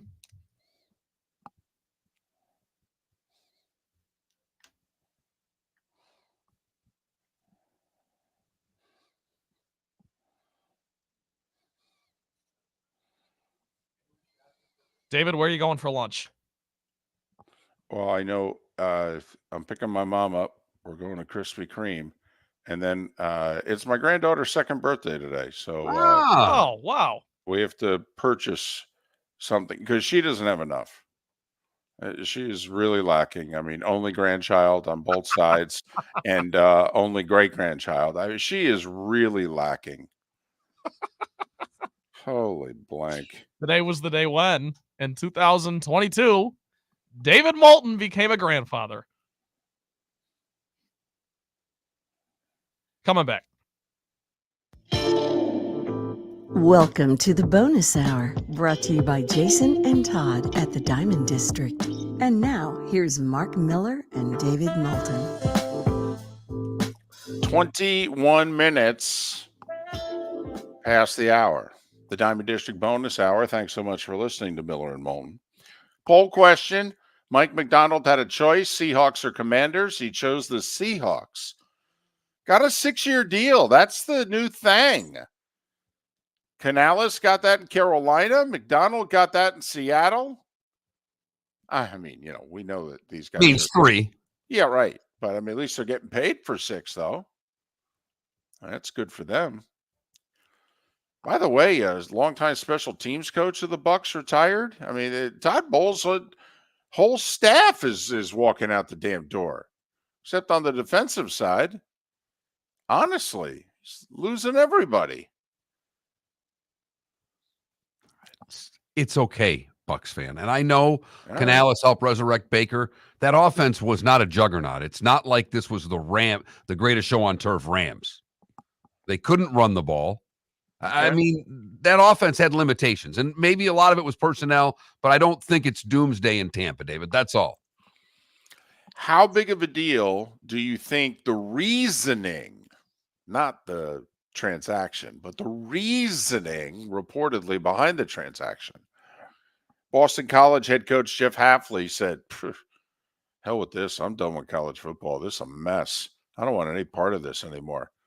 And this isn't me being flippant. That's reportedly what he told his staff when he said, guys, hate to do this to you. I'm going to Green Bay to be the Packers defensive coordinator. Good luck. And David, would he have been echoing the same sentiments had he been the head coach at a big-time college football school? No, I know what you're saying. Boston College is, if there were ever a breakaway, you and I have talked about this, potential breakaway where a bunch of NCAA member schools pick up their ball and create their own league. Right. Boston College wouldn't get invited to that league. Okay, let's try to pick a program in the middle. Not Ohio State. Iowa. Yeah, it's funny. I was going to say Wisconsin. So, okay. Nebraska? Any of those work. Okay. So now let's bridge the gap. Boom. If somebody from there leaves, because also they'd be making, it would be a big salary hit. I mean, this is a salary hit. But this would be a big salary hit if you're the head coach of Wisconsin, Iowa, etc., and you decide, yeah, I'm sick of the college game and it's going to get worse before it gets better, and I'm out. Yeah, what's he making to be the DC for the Packers? Oh, boy. Roughly. I don't need exacts. I mean, do you make $1 million being the DC of the Packers? Well, the Packers don't throw money around liberally, so I'm going to guess no, high six figures. Right. Well, let's ask their owner. What does their owner have to say? As opposed to when you're talking about the BC job, he was probably making $3 million a year. I would think less, but there's definitely 2 commas, and I would think the first digit's crooked. But, I'll look it up. But when you're talking about a Wisconsin coach or an Iowa coach, and not that Kurt Ferentz is going to leave Iowa to go be a DC somewhere. Probably a bad example because he's been there too long. Holy mackerel. Oh, my goodness. He was making $400,000 at Boston College. As the head coach? That's what it says. Then I'd have left too. Holy no. Man. Oh, my goodness. No wonder he left. If that's all they pay a head coach, they can't even afford to pay players there, David. No, they can't. Which you have to do today. 100%. We have seen. Newsflash, NIL. What did Matt Rule say? You got to have $2 million to pay a quarterback? Right. And Ohio State obviously did, because the kid from Alabama that was there for an hour and a half before Saban retired went to Columbus. And allegedly, BC isn't even paying their head coach half $1 million. Wow. But the reasoning behind it is what's important, not so much what the salary is from one to the others. And he said, I'm not dealing with NIL anymore, that this isn't the job that I signed up for. And could other college coaches want to get out of the wild, wild west and go into, the calm, stable league, the NFL?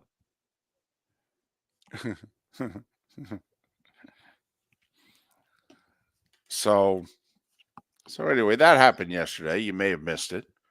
All right. He's a 44-year-old coach, and good for him. He beat out 6 other guys who were all NFL assistants. Now, Hafley came from the NFL originally, but I think the biggest story of yesterday, bigger than the $3 billion headed to the PGA Tour from a source that's not the Saudis. And so maybe now they go back to being at war with one another, the PGA Tour and LIV. And we'll see if LIV can keep on keeping on and, continue to poach guys every year. And we'll see what happens there. I think the biggest story was the Tennessee and Virginia attorney generals announcing they're suing the NCAA over NIL. They're going to court to basically say, yeah, their NIL rules, restrictions, and penalties are illegal. And based on everything we've seen, who do you think's going to win? I'll just ask the question one more time. When is the last time the NCAA won in court? I'd really like to know. We've paid attention to this for 20 years. Nearly 20 on the air. This is something, we go all the way back to the O'Bannon case. We were all over this in 2 decades ago. We were on this in the 2000s. We saw this come into college sports. We just thought there is no way a billion-dollar industry can continue to exist on free labor. We just said there's just no way this is going to continue. And at what point, when the NCAA loses again, will teams even bother to deal with the NCAA? Which really does beg the question. I mean, don't you want to call Charlie Baker, the new president of the NCAA, pull him aside and go, what's the end game? What are you thinking?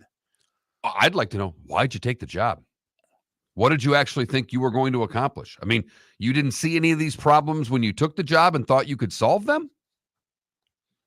Well, he'd probably say, well, I'm making like $1 million a year. I get all my expenses paid for. I eat Yeah, but really well. people that are successful don't want to fail at something and don't want to look stupid. And more times than not, the NCAA ends up looking stupid, David. But what's their end game here? I mean, even if they win, let's just say, because what the NCAA is claiming is Tennessee, Florida State, Florida, and apparently there's going to be many others, that NCAA rules about NIL went on the books in the fall of 2022. And that these schools did stuff prior to the fall of 2022, which is illegal. But when the NCAA set their NIL guidelines in the fall of 2022, they did specifically say, we can go back retroactively and punish you if you didn't play by these rules. Well, I mean, first off, that's okay if you say that. But I mean, all of us, let's just say we go to court and we go before the judge and the prosecution says, well, it's against the law. And you go, well, it's against the law now, but it wasn't against the law when I did it. So how could I have broken the law? I mean, which side would you rather argue in court? I think I'd rather argue my side. That wasn't against the law in March of 2022. That was against the law in November of 2022. Wasn't against the law in March. Well, we're going to do it retroactively. Yeah, it's not how the law works. And this is where they're tying the collectives to the school and taking them both on the same account.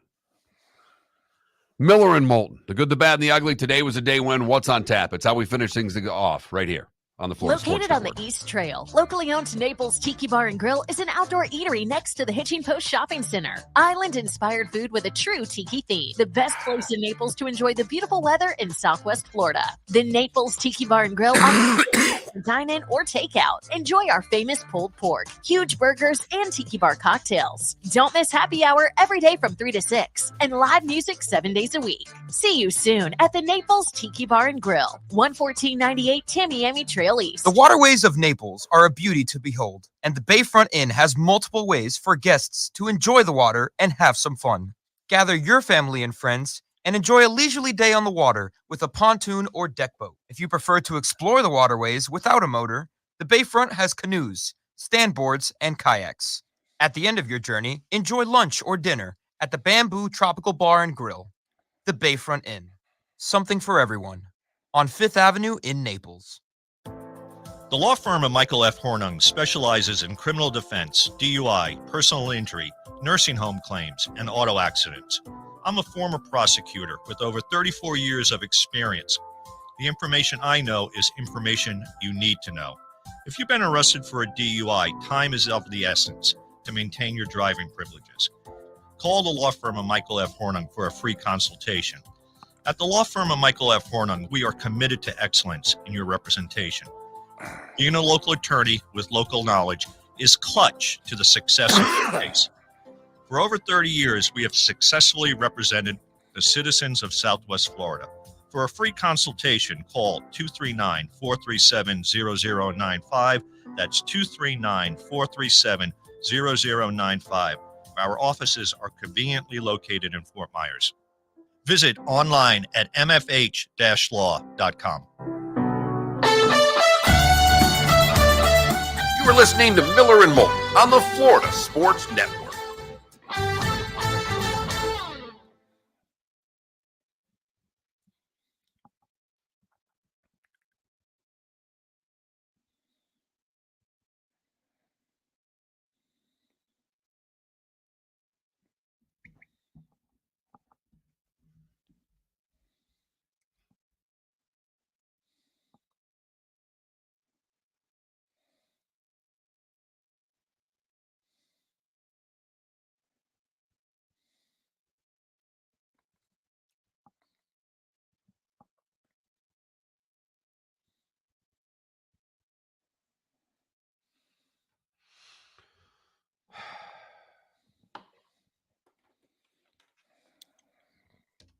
Big sigh. Yeah, nothing behind it. Just an exhale. Just breathe in the fresh air. Yep.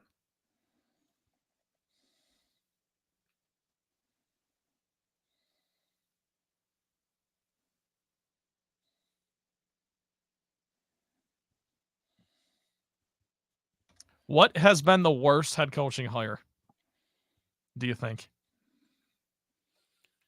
God, I'd have to now think back to the hires. So the Patriots promoted from within, Gerard Mayo.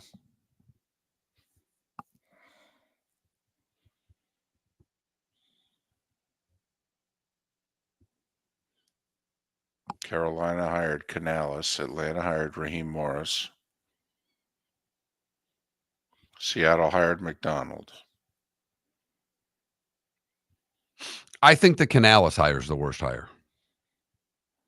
I would agree. I mean, but 3 years from now, I could have egg all over my face. Chargers hired Harbaugh. Raiders promoted from within. I think the best hire potentially was Raheem Morris. I think that's going to work with a bullet. Like they're set up where they could run that division. If they get Cousins, yes, they got to get a quarterback. Yes, but he's a great fit there, I think.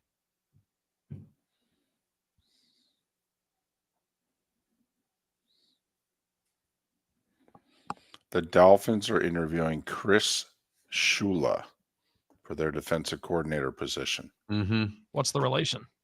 Grandson. Okay. Well, you know what the fans are going to want.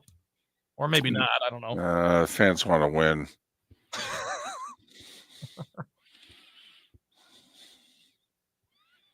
Miami Dolphins. Houston Oilers. Houston Oilers #1.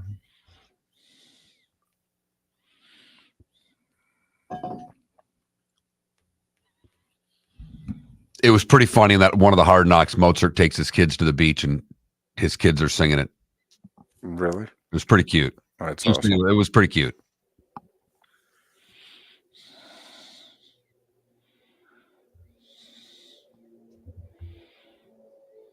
Adam, I have to admit, you continuing to pump spring football is either charming or pathetic. And for you, it better be charming. You love spring football. No. That's why I said it. For Moulton, it's charming. For Miller, it's like, oh, for goodness sakes.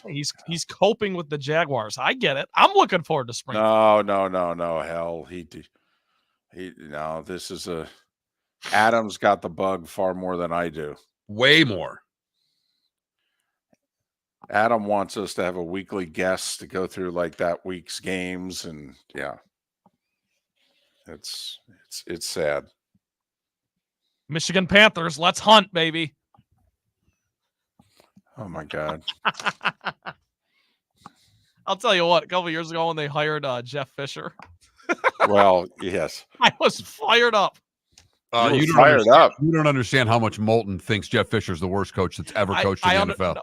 I am aware he's not good. That's why it was kind of a gag. I was leaning into it. It's funny. I didn't think he was the worst coach in the NFL, but okay, he went 8-8 so often. He actually only had like 5 winning seasons. Okay, but you thought he was the most overrated coach in the league. did. Okay, and I kept didn't understand why they stayed with him as long. And here's the funny thing. Come back. Jeff Fisher then came on our show regularly.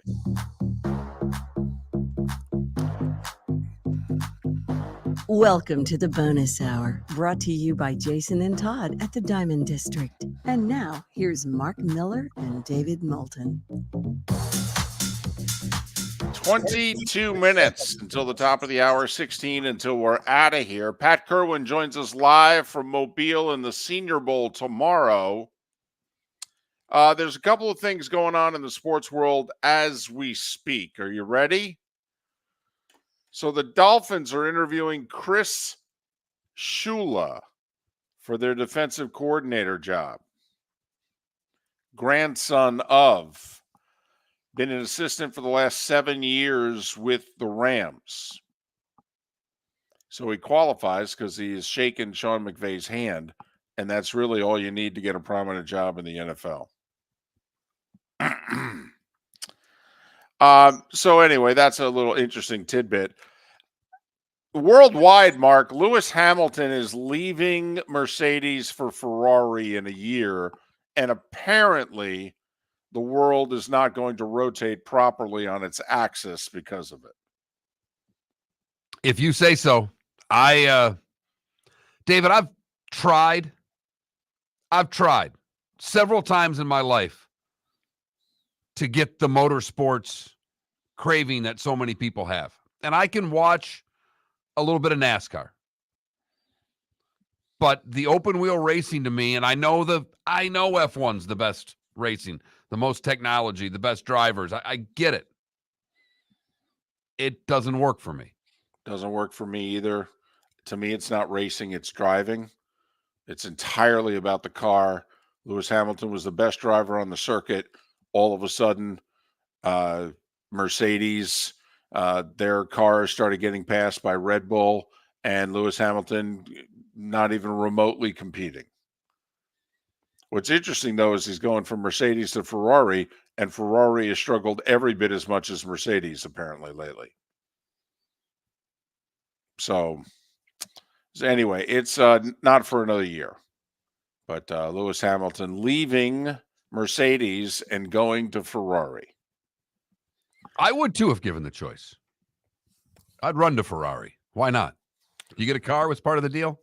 I'm sure you get more than one. I'm in. I'm sure you get to walk in and go, I'll take that one in red. I will take that one in this. I will take that one in that. And I would like them delivered at noon on Thursday. It's time for someone to take back this segment, if for no other reason than to stop David from talking about Meghan and Harry. Here's Mark Miller with Today Was the Day When. Yesterday, Congress passed it. Today, Lincoln signed it. Today, in 1865, Lincoln signs the 13th Amendment abolishing slavery. Not a biggie. It's a biggie. It's up there. It's a biggie. I mean, we fought it. We've only had one civil war. We fought it over it. No matter what Nikki Haley says. Hello. Hello. Hello. Check 1 2. Check Hello. 1 2. Okay. Hello. Back to sport. New Hampshire primary. Hello. 1950. Curly Lambeau retires. 31 seasons with the Packers. 6 titles between playing, coaching, general manager. 1964. The Beatles' first number one, I Want to Hold Your Hand. It would be replaced by their second number one, She Loves You. They do a lot of that. Yes. 65, Peter Jennings becomes the anchor of ABC News at the age of 26 and reported on MLK and 700 demonstrators being arrested in Selma, Alabama that same day. It's actually remarkable because you didn't say 85. You said 65. Right. And Peter Jennings failed. I mean, nobody watched ABC. They watched Cronkite and they watched Huntley and Brinkley at NBC. I mean, nobody watched ABC. So he failed, and he then went overseas. He was over in Munich when the tragedy happened with the Olympics. He spent like nearly 12 years covering the Middle East and overseas, and then worked his way back to the job again. Today in 1967, the American Basketball Association was formed. 10 teams, a 3-point line, a red, white, and blue ball. That's the best now part. we're talking. The red, white, and blue ball. Dr. J going up. Okay, this is the truth. So last week I was in Kentucky for 3 days. I was in 2 basketball arenas, and I was broadcasting the games for Jacksonville University, alma mater of Artis Gilmore. Well, Artis Gilmore played for the Kentucky Colonels. And in both arenas, I had people coming up to me asking, is Artis coming for the game? Okay, is Artis going to be here? We've seen him in years past. And I'm like, no, he didn't make the trip. Is he okay? All right. And honestly, there were people wanting to get his autograph in Louisville. when Jacksonville played Bellarmine. They literally came up and they're like, "Is artist coming?" And I'm like, "No, he didn't make the trip." And there was like a gentleman, a 60-something-year-old gentleman who had memorabilia that he wanted artists to sign. Throw Louisville in the hat next time you're talking about expansion teams, expansion cities. Come on. 1968, Vince Lombardi steps down as the Packers head coach. 1972, Neil Young releases Harvest, his best album. David Letterman debuts on NBC today in 1982. I know. I know. David Stern becomes the NBA commissioner today in 84. Had the gig for 30 years. To the day. Yep. The Firm by David Grisham is published today in 91. Did you like the movie? I liked the book and the movie, and they were completely different endings. And I liked the fact that the book or the movie changed and still had a cool ending. Movies tend to screw that up a lot of the time. Jeff Gillooly pleads guilty to attacking Nancy Kerrigan today in 1994. In Why, Detroit. Jeff? Right? Why? That was at Cobo Hall, correct? In Detroit. The Joe, I believe. It was the Joe? I believe it was the Joe because that's the ice. That's the only reason. It was a figure skating competition. Yeah, but I thought it was not a. All right. Never mind. Well, now we'll figure it out after the show. Get to work. John Stockton becomes the all-time assist leader today in 95. Super Bowl 38 was played today in 2004 in Houston. This guy named Brady would be the MVP as New England beat Carolina 32-29. It was also the same game as the Janet Jackson. Justin Timberlake. Yep. Mm-hmm. Do you think that was staged? Yes. I don't think they meant to go that far. I think they pulled off one extra layer of clothing. 09 Super Bowl 43, Pittsburgh beats Arizona. Santonio Holmes, your MVP. The game was in Tampa. What a throw and catch. What is Roethlisberger even doing making that throw? They're only down 3. You can't throw that ball into that much coverage and risk having it get intercepted. And it goes down as one of the iconic plays in Super Bowl history. Adam Silver will become NBA commissioner today in 2014. That same day, Peyton Manning would win his 5th MVP. 2015, New England, 28. Seattle, 24. Run the ball! And because of that, TB12 is your MVP. Remember, Belichick's he's got 2 timeouts. He's not calling them. The Seahawks get down to the 1 at second down. Belichick's not calling timeout. Even Al Michaels and Collinsworth are going, don't you want to call timeout here so Seattle scores? You still have, time for, Brady. It was unreal. Belichick had a brain fart and Pete Carroll had a bigger one. The best is 6 years later when Matt Patricia took credit for Malcolm Butler's pick. That was my favorite. Let it go. Just let it go. Okay? Let it go. 2 years ago, TB12 retired and then unretired 40 days later. And then a year ago, he retired again. Clark Gable, Boris Yeltsin, Rick James, Lisa Marie Presley all born today.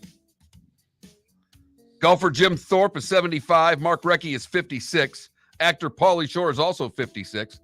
Ronda Rousey is 37. Harry Styles is 30. And Jazz Chisholm is 26. What did I miss, David? Well, first off, before I get to that, so did you just remember 2 weeks ago, Kyle Shanahan? Well, no, it wasn't Shanahan. It was Purdy. So Purdy's doing an interview. And somebody went all the way back to, last year's NFC Championship game and you're hurt. And, the questions that you had coming into the season. And Purdy just offers up, well, the biggest question was whether or not I was going to be the quarterback. And they said, oh, Trey Lance. And he goes, no, actually, they called Brady. They called Brady and they told me, they said, you're the guy unless Brady wants to come home and play for his hometown team. Then we're going with him. So, and now Brady had retired, but the Niners called anyway and go, hey, you unretired last year. You sure? And Brady goes, no, this time it's for real. Purdy just kind of offered that up. Hey, we were all kind of looking around going, had we heard that the Niners called Brady in March? Hello? So, anyway. What did we miss? No, the first session of the Supreme Court was today in 1790. I don't know. It was a 5-4 vote on whatever it was. It was 5-4. A lot's changed. That was a joke. There was only 6 justices, I think, then. They added 3, I thought, later on. Okay. Obviously, it's not designed well. 6. I mean, you could have That a tie doesn't make a lot vote. of sense, Yeah, right. yeah, exactly. I mean, come on. Well, we were just starting out as a nation. We didn't get everything right. You've heard folks elsewhere mock Florida is gonna Florida. Well, Mark Miller sees it differently. He calls it the good, the bad, and the ugly. What you got, Mark? For the good today, fun little story. We go to the Pawnbroker restaurant in Fort Myers, where Wanda Richmond ordered oysters Rockefeller, as she had done many times before. But this time, in her oyster Rockefeller, a pearl inside the first oyster that she opened. No retail value to it, but she thinks it's good luck for 2024. And Wanda, we sure hope so, because everybody could use a little good luck.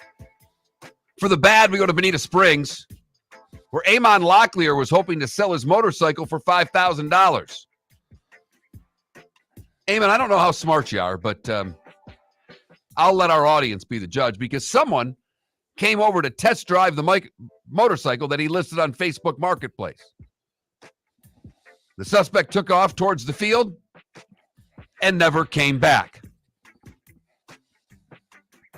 If you know who stole the 2020 Yamaha motorcycle worth around $5,000, call Crime Stoppers at 800-780-TIPS.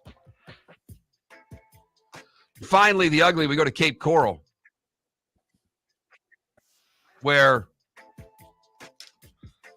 a man was pulled over by Cape Coral police, and police noticed a strong aroma coming from the car.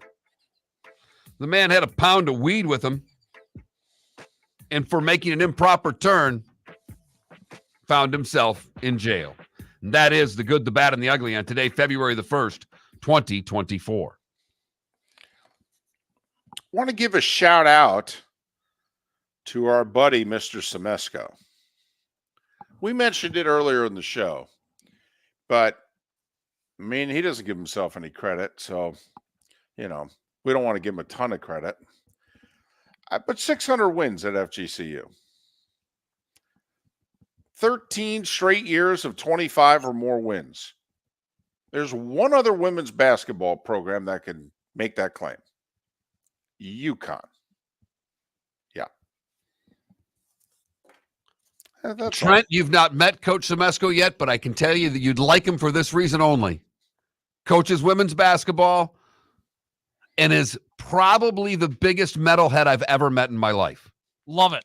I do love him already. Like literally Queensryche, Iron Maiden, probably his 2 favorite bands. Some deep cut metal bands, Yes. too. Oh, yeah. Oh, no. Not run of the the mill. low-hanging fruit. No. Okay. A full-blown metalhead. Very nice. NBA double dip tonight on TNT. Lakers, Celtics, followed by Sixers, Jazz, and no Embiid for that one. So, boy, that nightcap will be thrilling. Big Ten Network, probably the best game of the night. Wisconsin, a slight favorite at Nebraska, 8:30. You can watch LeBron on TNT at 7:30 and watch Bronny on ESPN at 10:30 if you want. USC going to get it done tonight? I like him getting 2.5 at home against Oregon. Yeah, I think so. I think they're finally starting to get a couple guys back. FGCU, the money coming in on the Eagles. They're a 3.5-point favorite tonight at Central Arkansas. I don't know if I can lay points with this team on the road. Get the W, guys. Just get the W, but I don't know if I could lay the points. They're better than Central Arkansas. Although Central Arkansas is ahead of them in the standings, but yes, they are better. But they're not consistent yet. Give me some consistency. I'll start betting my hard-earned money. Otherwise, I got to bet Trent $7. Hello, friends and family of Southwest Florida. Are you looking to tap into the electric vehicle market?